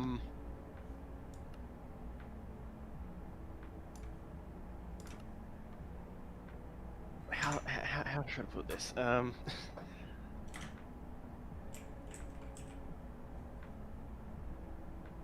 Oh, the salt. You click the cart button at the top of the website. That's where it is. So this entire time, well, not the entire time, but ever since 2.1 started, maybe like early in 2.0, I'd say we have been looking at how just the industry as a whole has been dealing with certain problems. There we go. Someone said mirror room. I have you a mirror room. And one of the things we did look at for some problems was actually Unreal Engine 4, just to see how they sort of deal with it, because but because of how Optifine worked, it was very limiting in what we could sort of do. So under Optifine, I'd say it's sort of like maybe like 20% yes, like 80% no. But under Focal, it's shifted a lot closer. We are still a little bit away from something like UE4, where it's like a visual sort of like thing that's intuitive. I don't know whether we're ever gonna get that. I doubt it. But yeah, it's a lot more open, and it allows you to sort of replicate how other engines and stuff do things. Yeah, like for example, we're probably gonna have a like large blocked out bar on like the right hand side, or maybe even like along the bottom here, with a kind of overlay to be able to kind of manipulate our settings in a more intuitive fashion. Yeah. Let me stop dropping frames real quick because I'm just burning my GPU. So like, you know, you can drag things around like exposure and contrast and like all of that kind of stuff without recompiling the shader, and most importantly without reloading all of the fucking chunks. You know how annoying it is changing or like lining up one of the like a shot, right? Like you render out 64 chunks worth of render distance, which is hellish because Minecraft won't render chunks correctly. And then you have a setting that you need to change, and oh boy, sure sucks for you, doesn't it? Better regenerate all those chunks.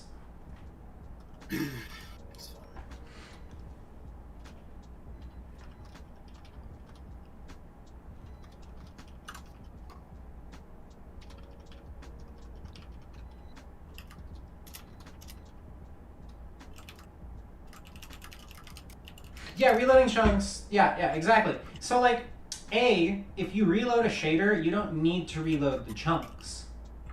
You don't need to. So we won't, once we actually get everything like really properly integrated, we won't be regenerating the chunks whenever things reload. And that's pretty big. And not only that, you won't even need to reload the shader half the time to change settings. It'll just change.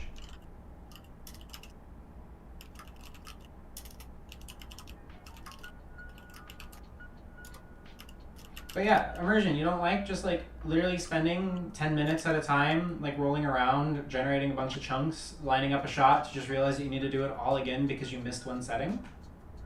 What's even better is force loading chunks. It's been broken for a while. Oh yeah, no, you can't force load. That's funny.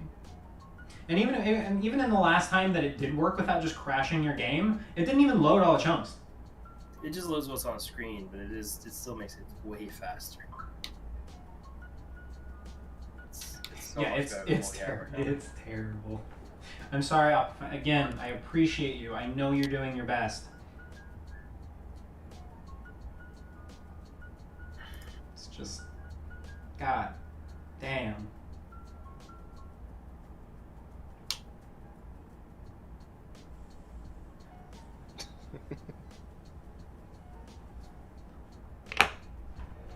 But yeah. Yeah, I can't wait until we can change like the fucking camera settings or stuff like that, and it just immediately changes. Like you can actually see it in the background; it'll just immediately change. And then like also another thing is, Replay Mod has keyframes, right? And at different keyframes, you might want different settings for your camera or for whatever.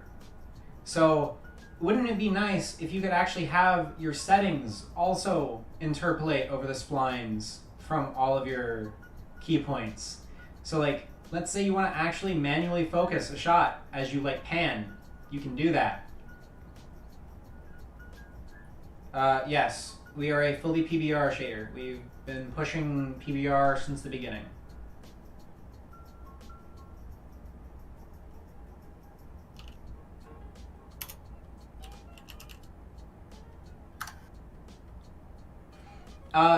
Okay. So PBR. So as far as like PBR texture support goes, it looks like you might actually like have some experience in the industry.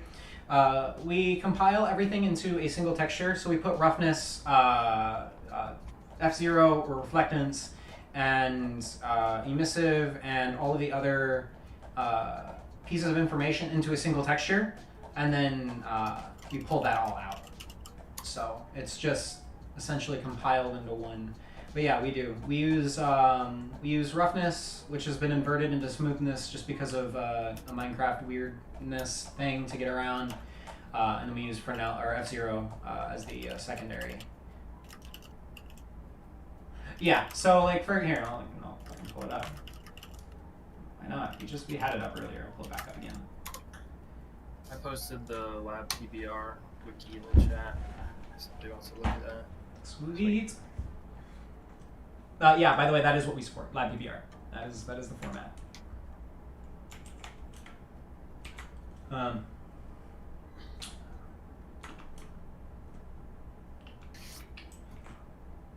what fucking light? This way.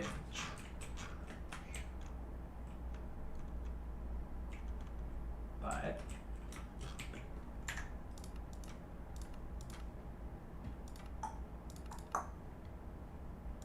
oh no, we got stuff.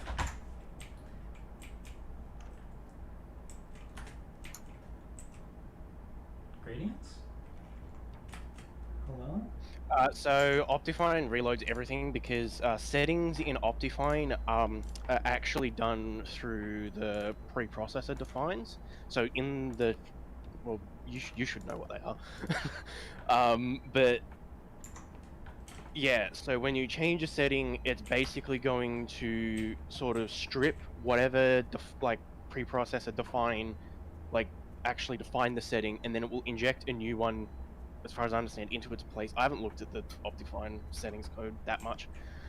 And that requires a complete recompile of the shader, and I'm pretty sure Optifine automatically sort of reloads chunks as well with that. So What the fuck is going on? It's not accumulating at all right now. You broke. What?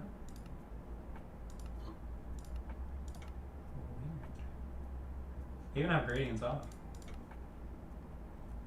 Something must have broke last minute. Because this wall did not look like this earlier. I was in here. Is my like resolution multiplier doing something weird? No. But weird. Why is it doing this now? Hello? did you change anything in the settings? Oh. Like Oh. Ah, that's funny. Oops. Yeah, I fixed it. oh, okay. Sorry! I'm like, this looks really broken. But yeah, we have PBR texture support. Yeah, so SPXL, I don't know how you pronounce that name, so I'm just going to say SPXL. Yeah, so that's pretty much how we're going to handle it. For the first settings, when we take over, like when we get our own custom settings in, for the first pass, we're basically going to just be providing them as uniforms. And that basically means the shader doesn't need to be recompiled, it will just immediately update. As you make the changes as well. So I'm pretty sure even if you like drag the slider around, it Palm will depth probably is too high right now. see that. Yeah. In the future, we may add the option to go back to defines. So how Optifine handles it, because personally, for some like specifically toggles, so when you're toggling an effect, Yeah, we'll still that's that's honestly, I feel, at least personally, that's the best way of handling it, because it allows you to actually completely cut out the code, where just using the uniforms that instantly update without having to recompile a shader or reload the shader, yeah, that code is still always there. You're just sort of hoping that the GPU or the compiler is smart enough to realize that, hey, you don't need to be calling this, so yeah. No, no, this is just the start. This is the. I think they mean the live stream. Okay. But hopefully that there gave you kind of an example of some of our You textures. can drop the palm depth to like 0.5. It looks a lot closer to normal. Gotcha. Super smooth. I'm not gonna super duper worry about it, but yeah. So here's gold as an example. Here's iron as another. So, and then here's obsidian reflecting. Ooh. Here's obsidian reflecting gold, which is a metallic surface. So you have a metallic behind a reflective, which is always fun. And we also have metallics within metallics. Whatever you really want.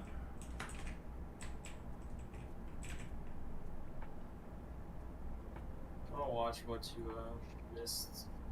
Probably make this public.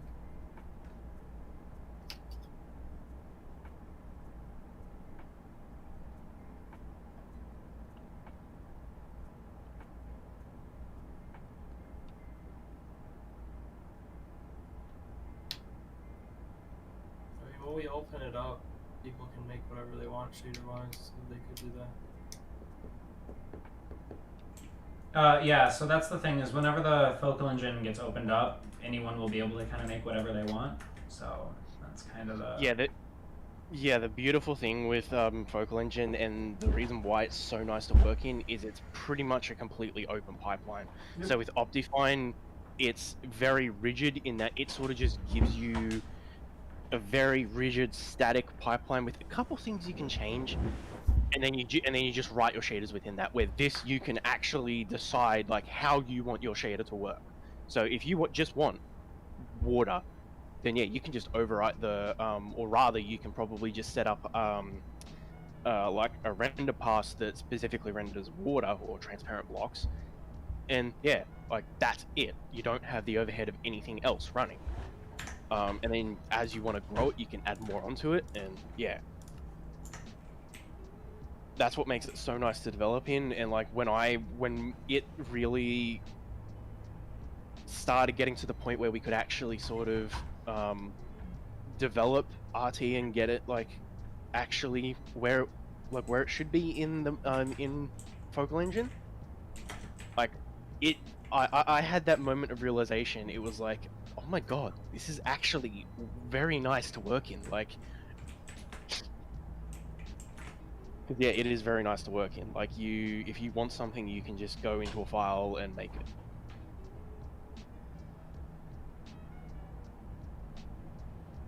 I'm probably rambling.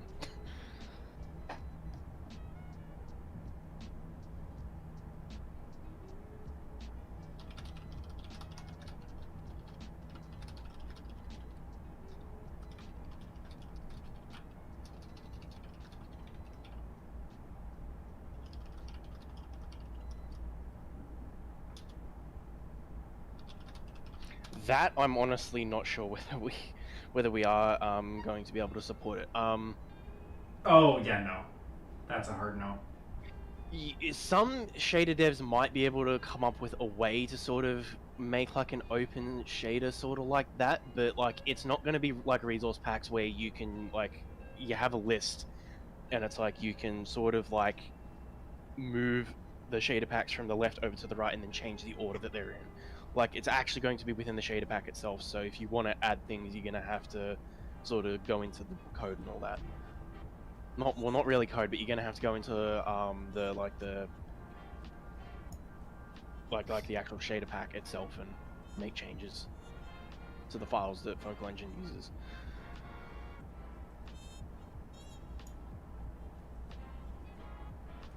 I want to mention that I haven't written a line of code in 3.5 hours. Do you know how nice that is? Oh yeah. Oh my god. Can we just talk about that for a second? Like, I'm actually just sitting here. That's wonderful. It has been a long time. We're here.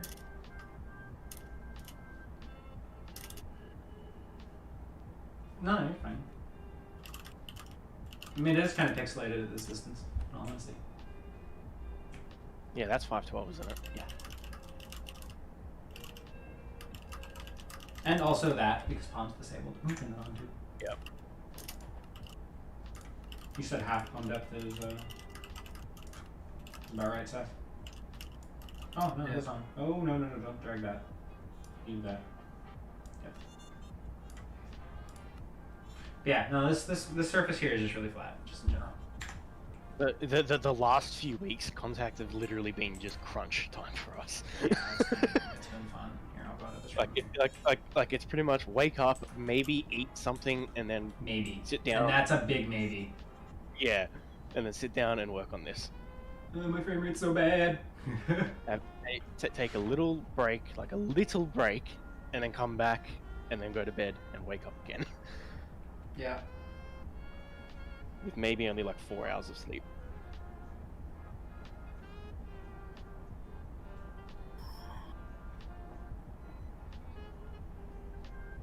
Yes, the PC is suffering. I'm currently running 512 textures with parallax enabled in specular. Minecraft isn't built for this yet. No, it doesn't have any sort of upscaling. Like No, we just have TAA. We have a really damn good TAA implementation, which makes 0.7 look pretty okay. So if you actually want to like render downscaled, like you can do so. Just like go into your shaders menu here and render quality. If you just pop that down to 0.7, you can see it actually makes a very dramatic difference, and it doesn't look that much worse. I mean, you can Just notice. the TAA though. It's Jake playing with the downscale. Yeah, and upscaling. Yeah, because Is it Lascos? Yep. No, there's no VL yet. Eventually. Yeah, whenever we do volumetrics, we want to make sure that they're done right, so that way they get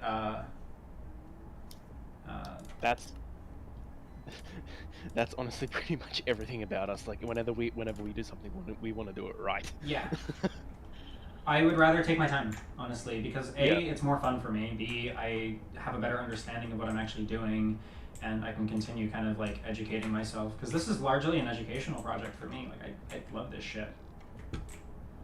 I fucking love researching this shit. Yes. Also, I am like kind of purposefully going through environments that are a little bit more Friendly. rough. No, less friendly. Like this, Oh. this room here is like our hell room. This is a room we use to test out really annoying stuff. Like, Oh no! moving No! shadows. The hell room is the tunnel, and then the big room with the lights. Oh, I That's guess. the hell room. I guess there's this room. This time the stream must be delayed because sound Oh, like I there you just go. popped into a wall.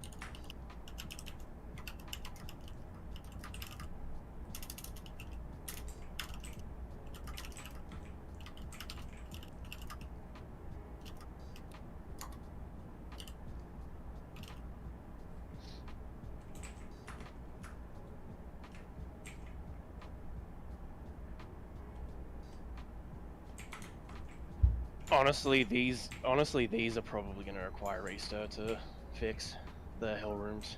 Oh, yeah, no, Reester will eat that What? shit up. Firefly rejection will help in rooms like this though, but restir is going to be like the big one. Yeah, so, I mean, like, that's the thing, though, is you slap them all together, and that's the party. Like that's the beautiful thing is we have so many layers of redundancy.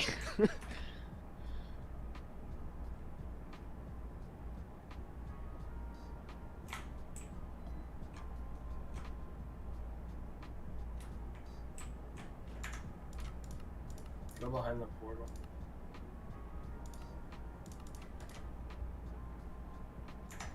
So restir is this amazing thing from Nvidia. If you want to show that screenshot again, Joey. Yep, oh, I got it. Here, you want to watch the video? I don't know if I'm allowed to do that. I can show parts of it at least. Honestly, I don't know for sure whether other mods are going to impact it. Most of our mixing, like, so the. Let me quickly hang on 1 sec.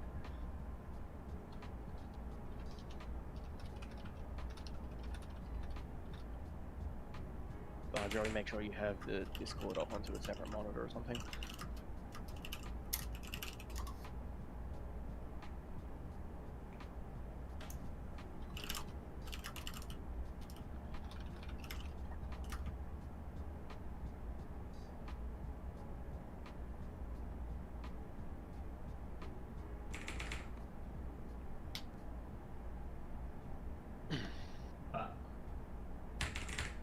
So anyways, Reester is this cool little thing.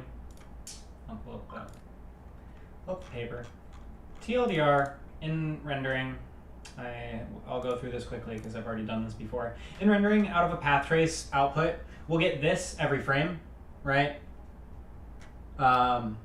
So why does this video have so many? Because people don't like NVIDIA just inherently. Yeah. So essentially, in a path trace output, we would get something that looks in the realm of this left image here. And what we'll do is we'll render this left image over and over and over and over again until we get an image that looks somewhat like the right. And then what we'll do is we'll take this right image and then we'll denoise it, and then it'll look like a normal image, essentially. So this would be 1 frame, and then this would be like 100 frames, or probably not even 100 frames. It'd probably be like 30 or 60. But the thing about Restir is this is 1 frame. So we would be stacking these up onto themselves. So we would have layers upon layers of this, which is a little bit different. So essentially you can have areas where you have extraordinarily tiny lights way far off in the distance, and you will still have completely noiseless results. So in environments, actually, we'll just turn off the, we'll just turn this off and show.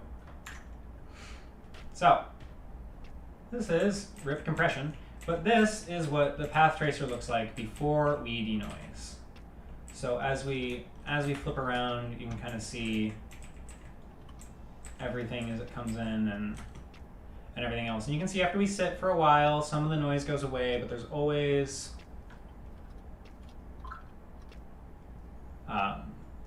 so yeah. So what essentially Restir does is these like first frames off in these areas that are really hard to sample, like here, like where you have very low sample counts, which this is even still kind of good considering the environment.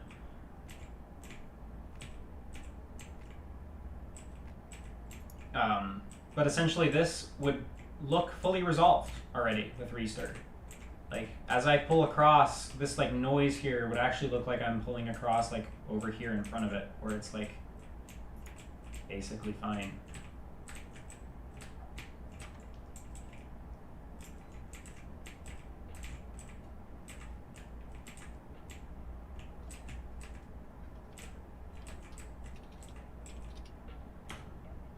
It's kind of fun playing around with it without the denoiser on.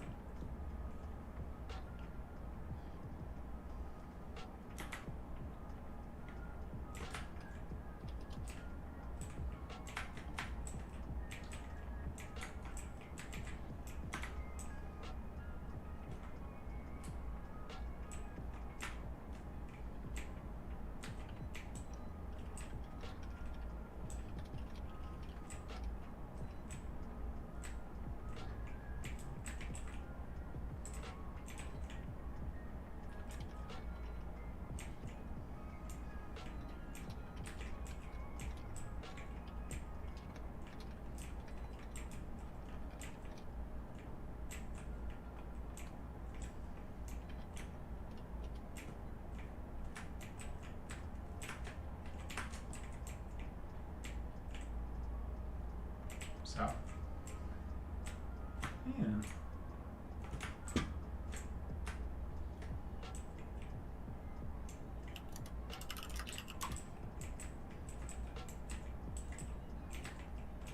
It's still crazy to me how much work the denoiser pulls.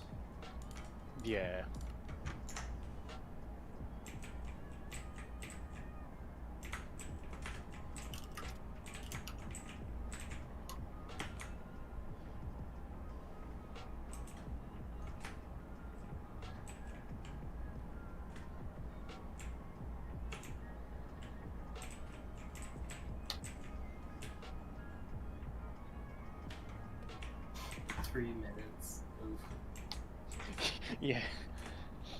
Yeah, I realized it was gonna be releasing at 4 in the morning for me, and I was just like, yeah, no, I'm not staying up for that. No, dude, just sleep for an hour and a half, easy. I got a nice 3 hours of sleep. Did you actually? Yeah, Look at you flexing on me with your twice as much. I know, right? You're doing great.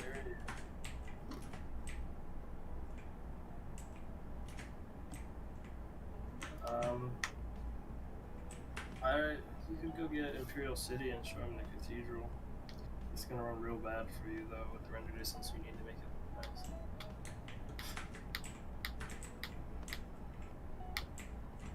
Listen, continuing sometimes isn't about playable frame rates. It's just about flexing on the fact that you I mean, can. that's not what I mean. I mean, like... It's just a matter of, well, can you? Like, sure, it runs like shit, but can you do it? It might be a better idea to watch my stream with my screen while I do it. Yeah, that's... You're not Yeah, wrong. that's... Your computer that's is really- literally like 80% faster than mine. That ceiling is gonna be fixed with 3-star. Let me go make sure I still have the map. Oh my god, I'm so excited for RTX at Reister. Ah! I kind of want to pop on... Alright, you guys get to see the super secret-y version of things that isn't actually super secret or anything anymore. This will run on a 2060 Super. It might not be like the best experience you've ever had in your life, but it'll be more than playable. For what it's worth, I write this on the 1060. Yeah, that's a really good way to put this. I have to run it at like 1080p 0.7 render res, but hey. Yeah, on a 1080 Ti, I run, I can run 30 FPS at 1440p, and then like 45, sometimes maybe even 60 if I get lucky at 1080p.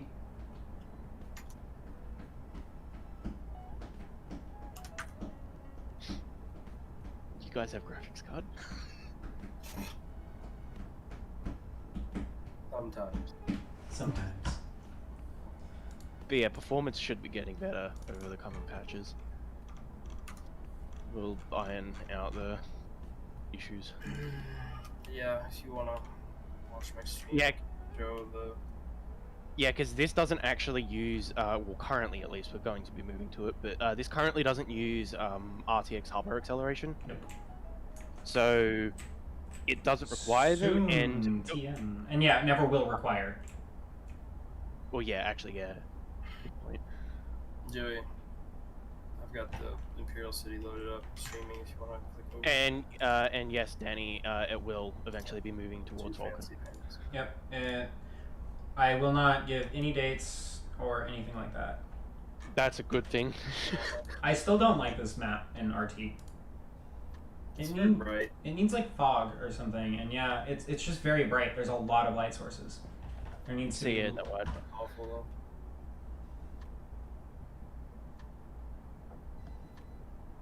I like stuff like this.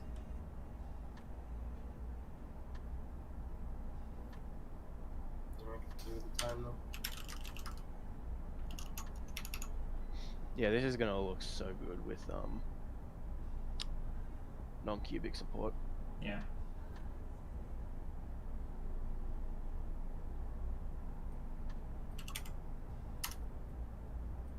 Yeah, well, as well, Vulcan also has some really cool stuff built into it as well. It just is really bright in here. What if you drop the glowstone brightness? Like, just drop it like crazy. It'll probably actually bring some detail to the lighting in here.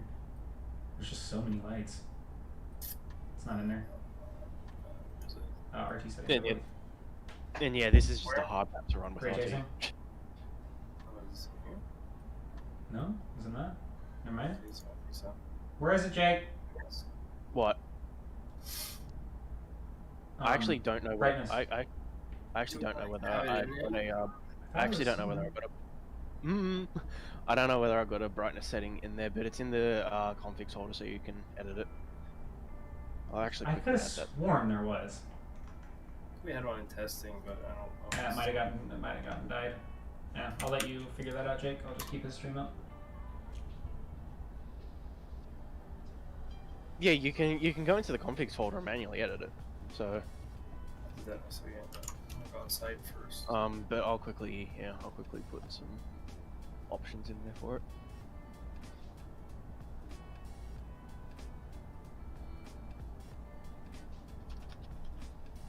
I like the water on this map. It's all the stuff you can look at. That is actually really good. Ooh, Railroad's boat. I mean, let's see. Check this. Yeah, this is so slow right now. Come on, Optifine. You can do it. Sometimes chunk updates doesn't actually fix anything. Oh, it isn't like spectator mode. Okay, cool. Interesting. Yeah, that's...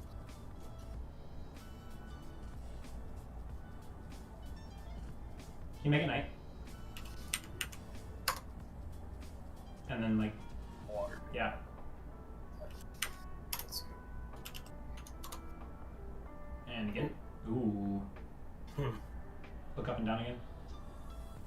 It's not that, it's just good. Oh yeah, no, it's just. It's just too Alright. Too much. Oh my god, it is the sun. This looks pretty cool though. But it blows the sky off just a little bit. Oh, somebody put a piece of glowstone up there. Oh, I was like, is there like Cool. a separate is there like another like sun or something? It's stars. Which is really close stars.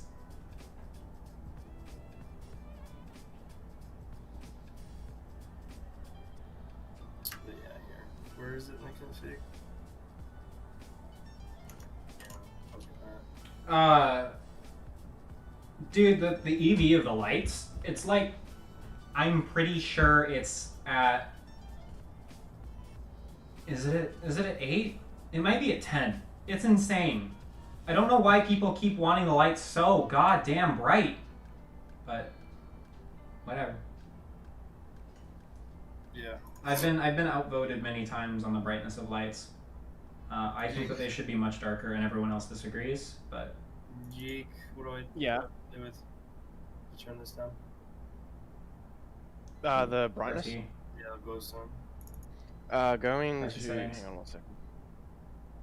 RT settings. Mhm. Yep, yeah, RT settings, yeah, and then it should be emissive block. Emissive block luminance, line 24, from 16 to like, do 400 in this environment. There's so goddamn many lights. Might actually add like 100 and 200 to this list. There we go.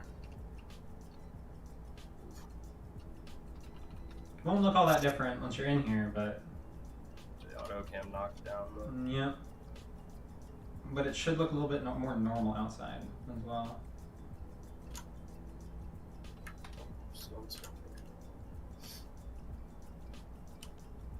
Oh, do we not have the Focal Engine webhook in the RT updates? No. Like the RT? No. Like Focal RT? Oh, okay.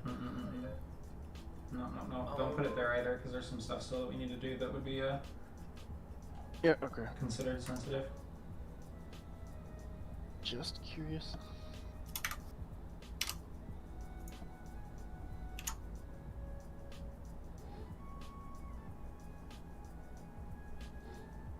There you go. You're starting to actually see some contrast in the lights, at least, like the changes in brightness. There's just so many. Yeah, see, this is an environment that would absolutely love Reister and hate MIS. It's a lot better out here though. Let's see the sky. This Oh, is a God, very yeah. well lit map. I can just imagine how MIS would fucking absolutely just hate that.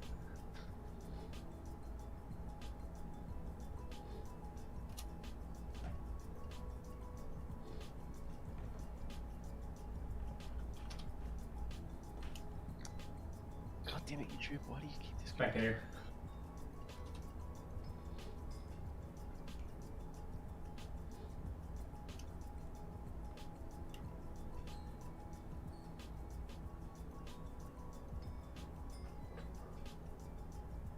It'd be awesome if we could like hook up the ray trace light to gameplay, so mobs can't spawn in like areas with ray trace light. Currently, pitch black areas with no light work really rough. Oh, this building. That looks incredible. It's coming into a render view for me on the stream.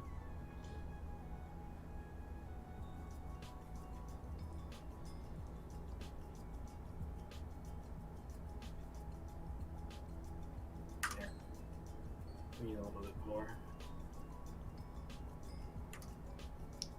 Ooh.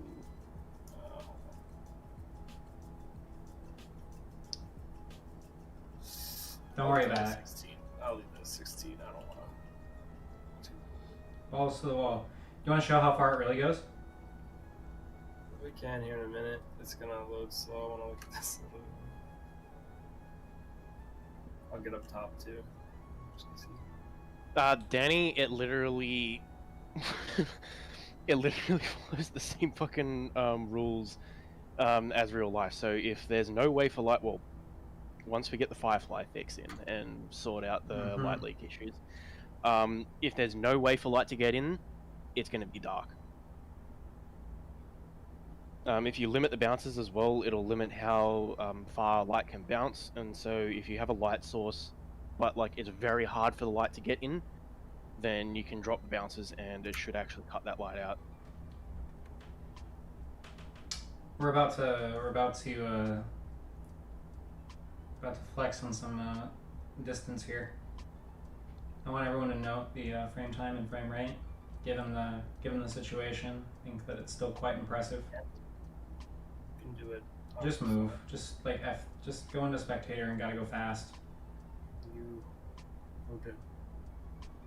I have to. Wish force loading worked.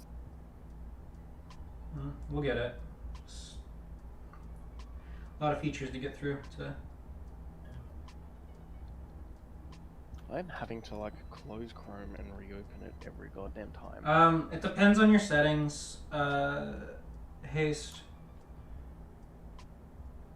It super depends on your settings. Yeah. But like honestly, I've pushed 16 bounces with all like ray types on in like a mirror box, and it runs just fine. Like I don't know, like 15 FPS on a 1080 Ti. It's not that bad. Like if you're running like textures or something, you can pop into flipbook mode just by default, pretty much. I actually kind of like that flipbook mode. There you go. I'm completely out of the loop by what you mean by flipbook mode. Frame rate so low it looks like you're watching a flipbook. Oh, okay.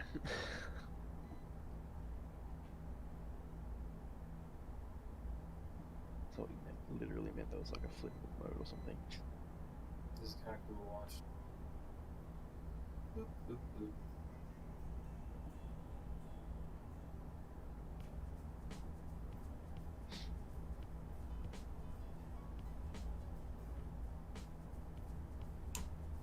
This map is gonna eat my meat.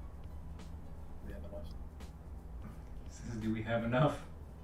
No, we have enough, I think, but it's definitely gonna eat it. So 10 already. Put that 3090 to work.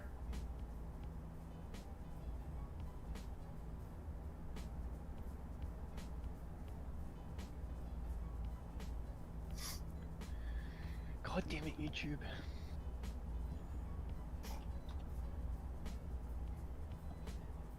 Don't blame YouTube for having 5 kilobits per second internet, okay?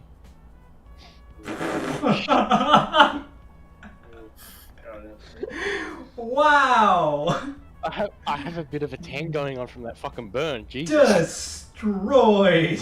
Alright, we're getting towards the edge of the max voxel distance here Sweet. to see the end. That nice 75 milliseconds per frame. Just don't 200, otherwise you'll crash. Probably won't. What's timeout set to? 200 by default, right? Or is it 300? I can't remember. I'm definitely going for that. I don't know. I'm on about that. But yeah, you can see it. You can see it. Distance. Alright, now just pull back. and just look, just observe. Just like sit still for a second too, and the one sample that needs to cover the entire wall resolve.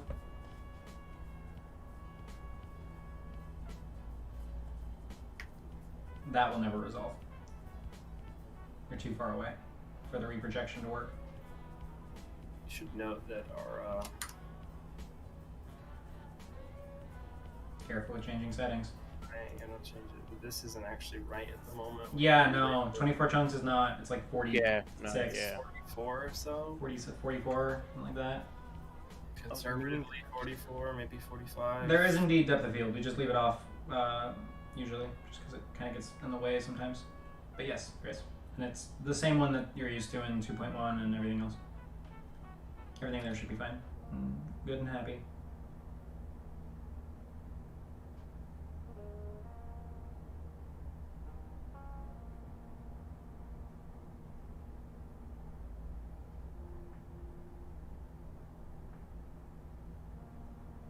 It's kind of cool seeing the water refraction work from all the way over here.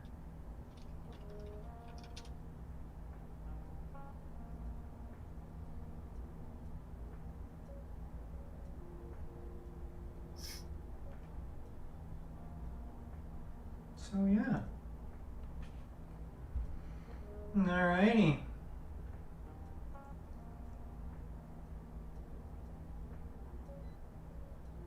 It has been almost 4 hours, and I think we've gotten through most of the information that we could have ever dreamed of getting through. The VOD will still be up for, anyone. Wow, that looks really nice. Yeah, I have to take some screenshot.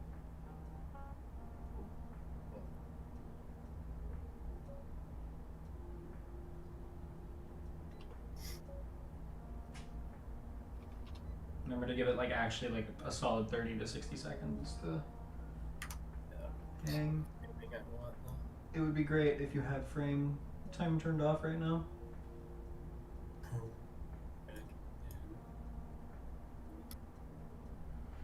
Honestly, there's not that much loaded in the scene. You could probably turn it on. Or turn it off, rather. That's up to you.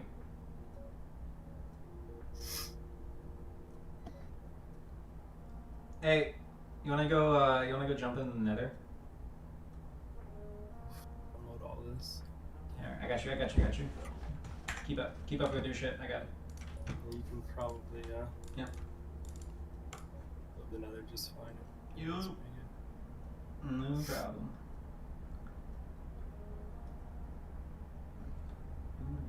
I think we leave the end default entirely right now. No, it should be good. I don't know. I have no idea how it looks. I think it is actually getting some things out of Firefly. But...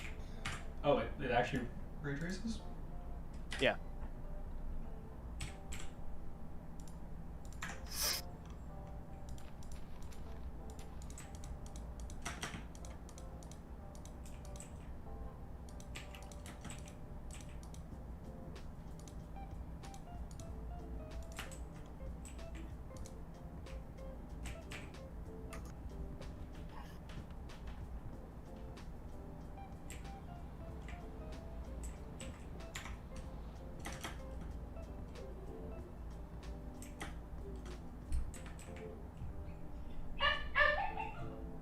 Oh, there's dog. Yes. It is still so bright. Yeah. Yeah, why is this still as bright? Oh.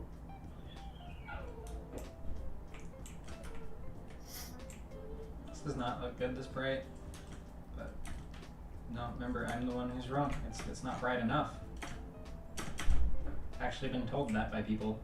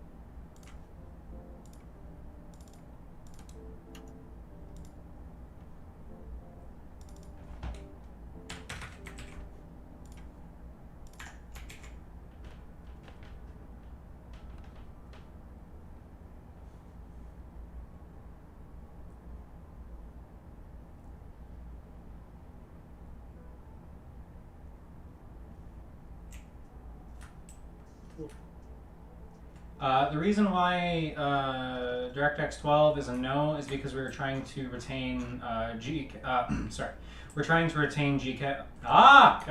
Words. We are trying to retain GL-VK interop compatibility.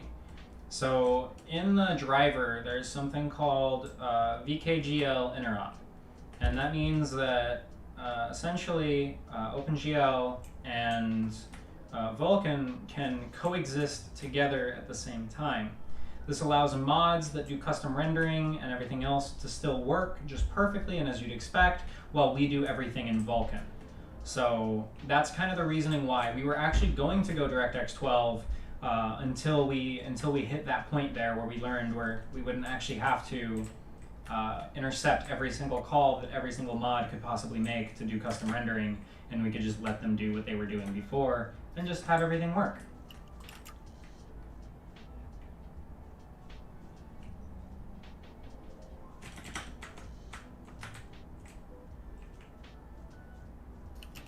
Oh god, are you guys ready for entities to show up and that things, or the ghasts, what's it called?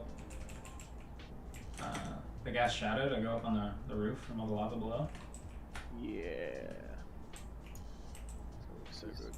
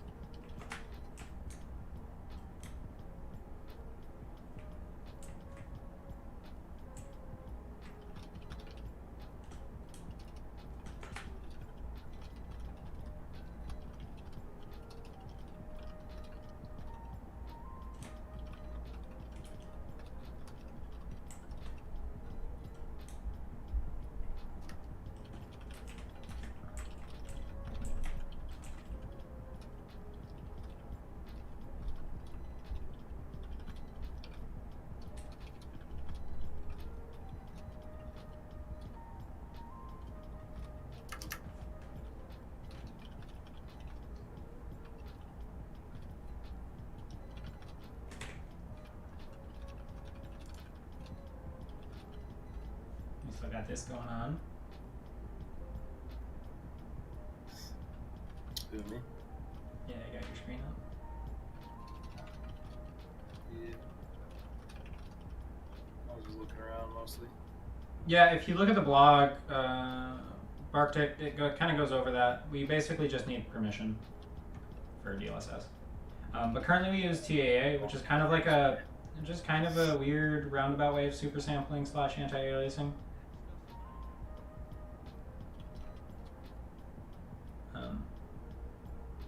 DLSS is in many ways a lot like TAA+++.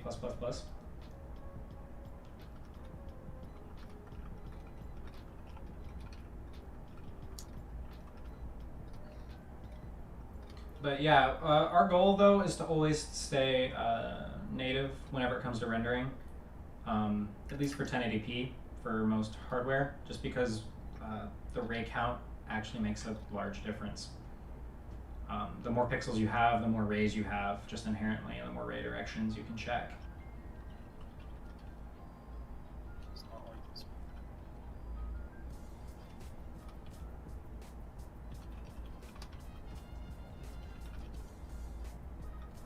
Yeah, we are. Is this a sale on the table? No. I hope that was a joke. Is the shader pack free? No. Continue Marty is a monthly subscription. Cancel anytime, and you keep the versions that you have. Resubscribe anytime to get the updates. Focal's free though. Focal Engine is free. All our free stuff. You can download all our free stuff through the Focal Engine, though none of it actually uses the Focal Engine's features at the moment. It's just a convenient way to download things in game.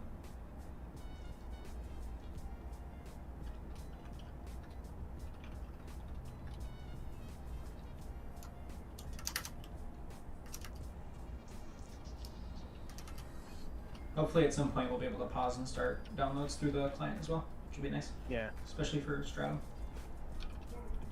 the big bitch. But I think we're good. I think we're done. Yeah.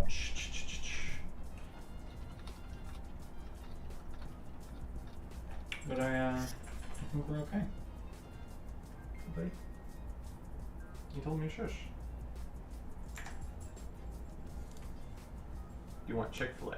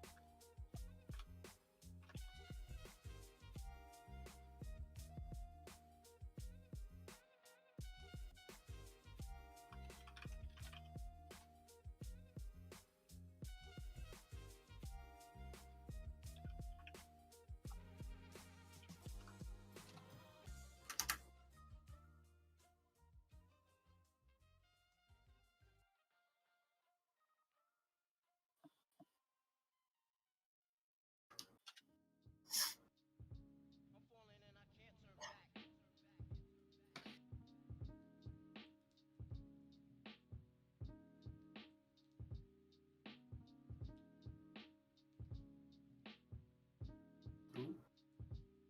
I'm a ghost.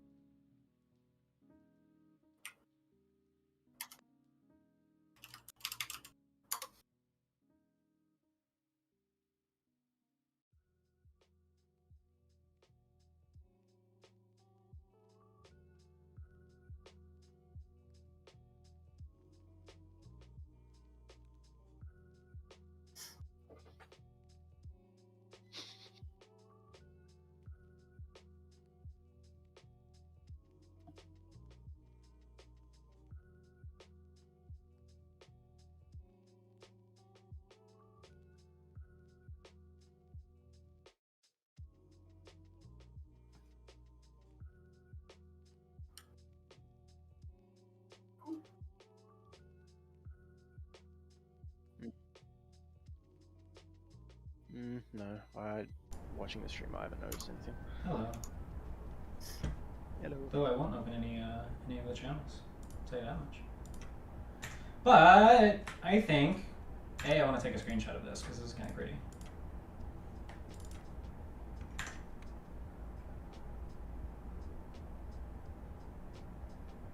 Everybody watching this is just it's underwater. It looks weird. It's not though. They can't see what you're doing right now. I'm taking a screenshot. So are we.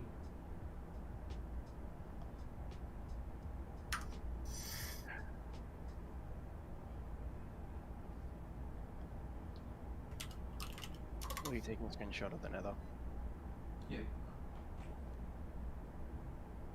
Yes.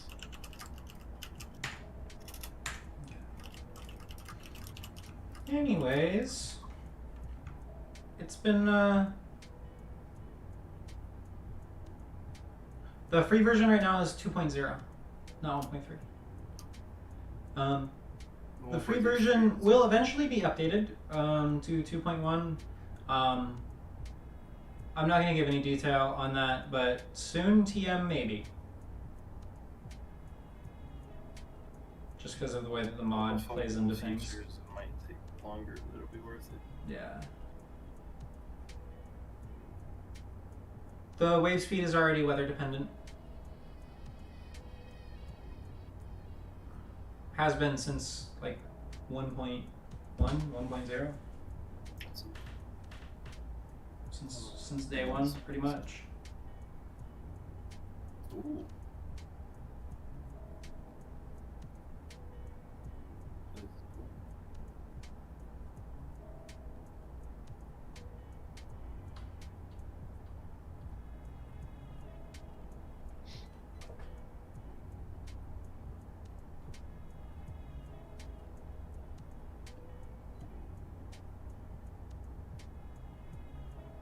Yeah, way back in the day, we spent a lot more time on like atmospherics and weather effects. Back before we were really educated on making new effects, and we were just kind of more tweaking stuff that already existed. You know, a lot of it was just kind of fine tuning, and I don't know. We need to revisit that kind of stuff more. It's hard to focus on it now because of how much other shit you have to do to kind of get by.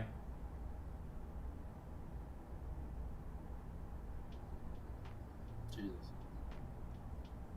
They really went and made this whole thing out of lapis. Okay, so it's been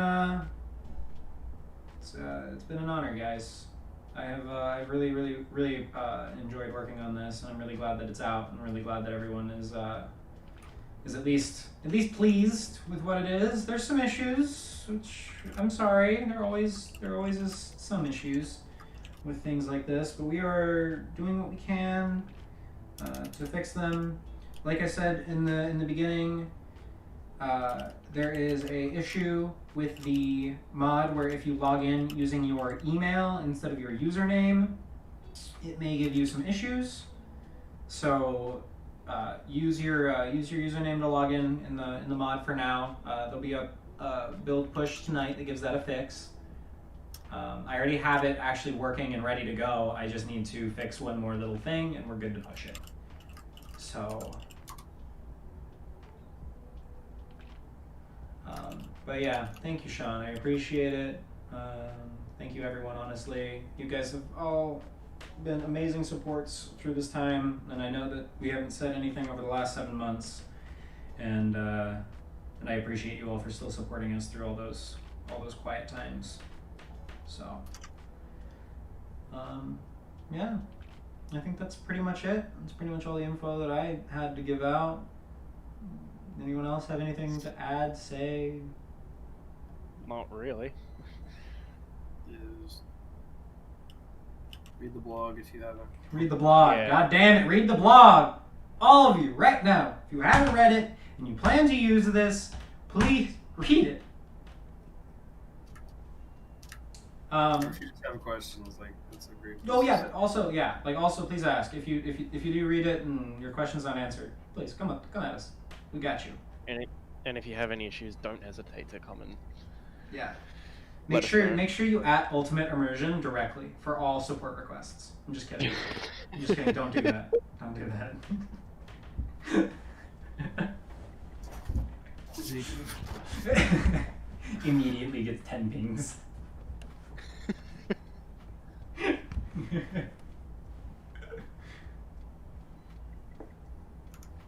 So, alrighty. Don't terrible person. He'll just tell you that you're bad and then ignore you for the rest of it. Just ultimate get a hotkey ready to just type get good like every time. How do I get good? Boom.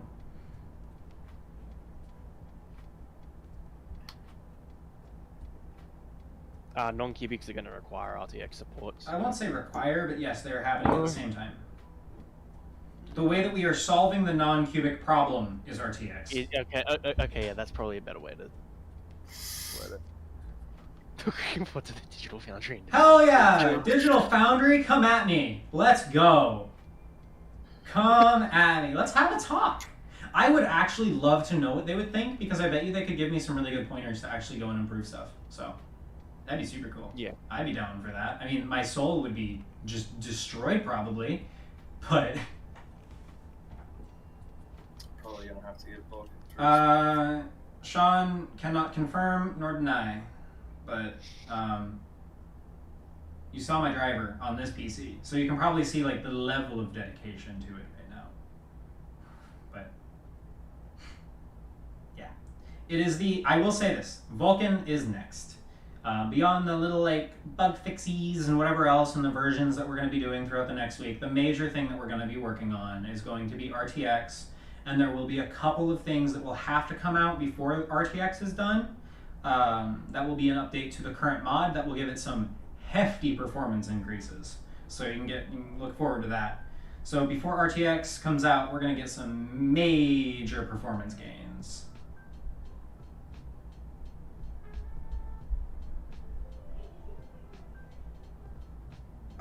Sean, I do agree with you that that file will show me everything I need to know, but counterpoint, have you ever considered not? Fuck that file, and make a new one. That's everything you need to know. Is whatever you think is already done? No, it's not. Everything that's done is just a problem for you to overcome. That's more of what this is. But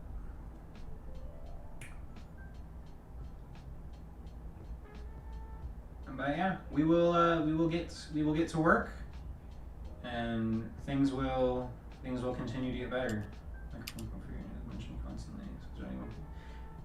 Sadly, not at the exact moment.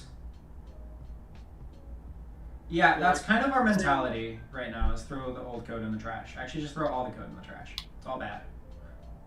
But yeah, batteries, like we say in the blog, hopefully a couple weeks we'll release some versions for 1.15 and 1.16. Fabric is the focus and forever will be the focus. However, we will continue to support Forge for as long as we can.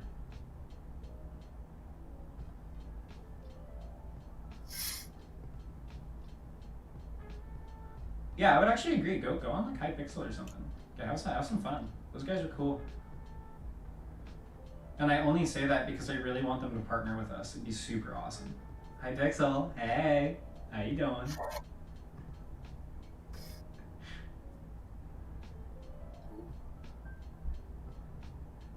Tutorials on installing the mod should be coming up, like video-wise, like soon-ish. I think Fernfox is working on one. I don't know. I think I might have just fucked up by saying, but I don't know.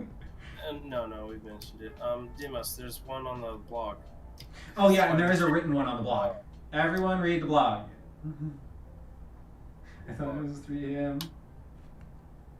Storm, it's been released for like ever. Go get it. I mean, not like you already. It's not like you don't already have it. But go get it.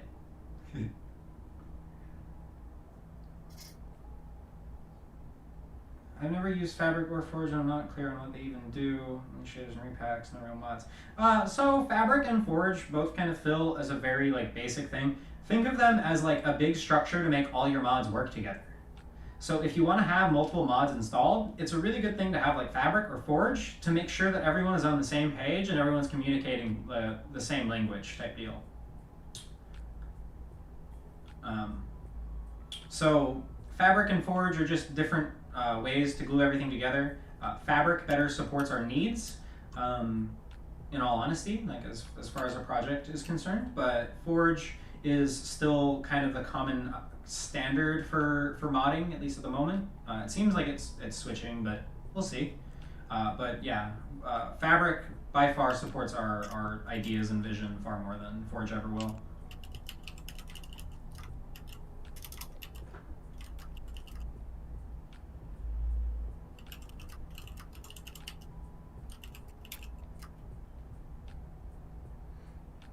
Continuum RT is still Continuum RT. It is purely a shader pack. Focal Engine is an entirely separate entity that will remain free.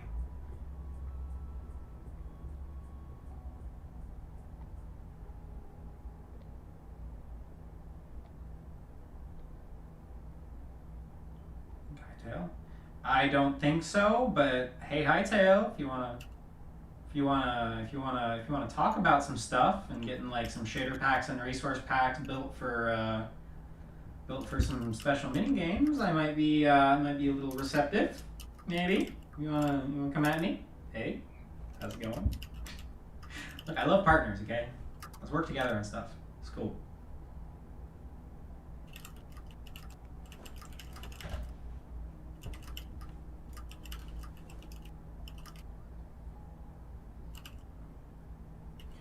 Well,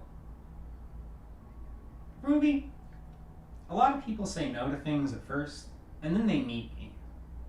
I'm a very persuasive individual. Do I recommend Scratch Pixel for learning? Cannot confirm nor deny. I don't know enough about it.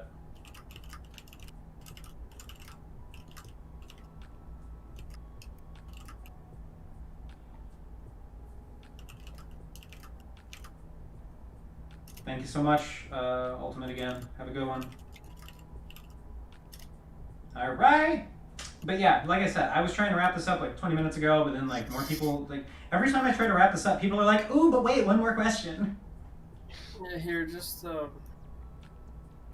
the Discord link. People can just come in if they're not already there and ask. Yeah, I mean, Post in the chat. no, he's streaming. I do have food on the way back. So whenever that gets here, no matter what, I'm gonna be taking off to go eat.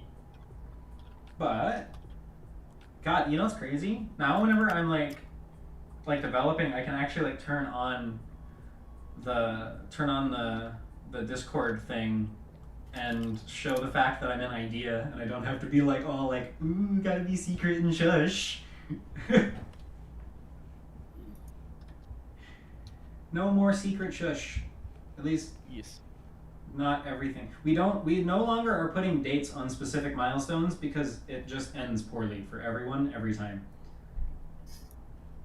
Focal Engine has nothing to do with Lab PBR, but Continuum RT does support Lab PBR, yes. And so does 2.1, and does 2.0 support PBR or Lab? Yeah. All right.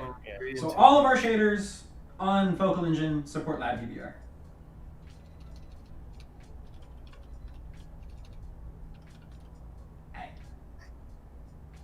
So, anyways, if anyone else has any more questions, Discord posted in the chat. Go ask us. Support Focal Engine channel, Continuum RT channel, whatever, all works.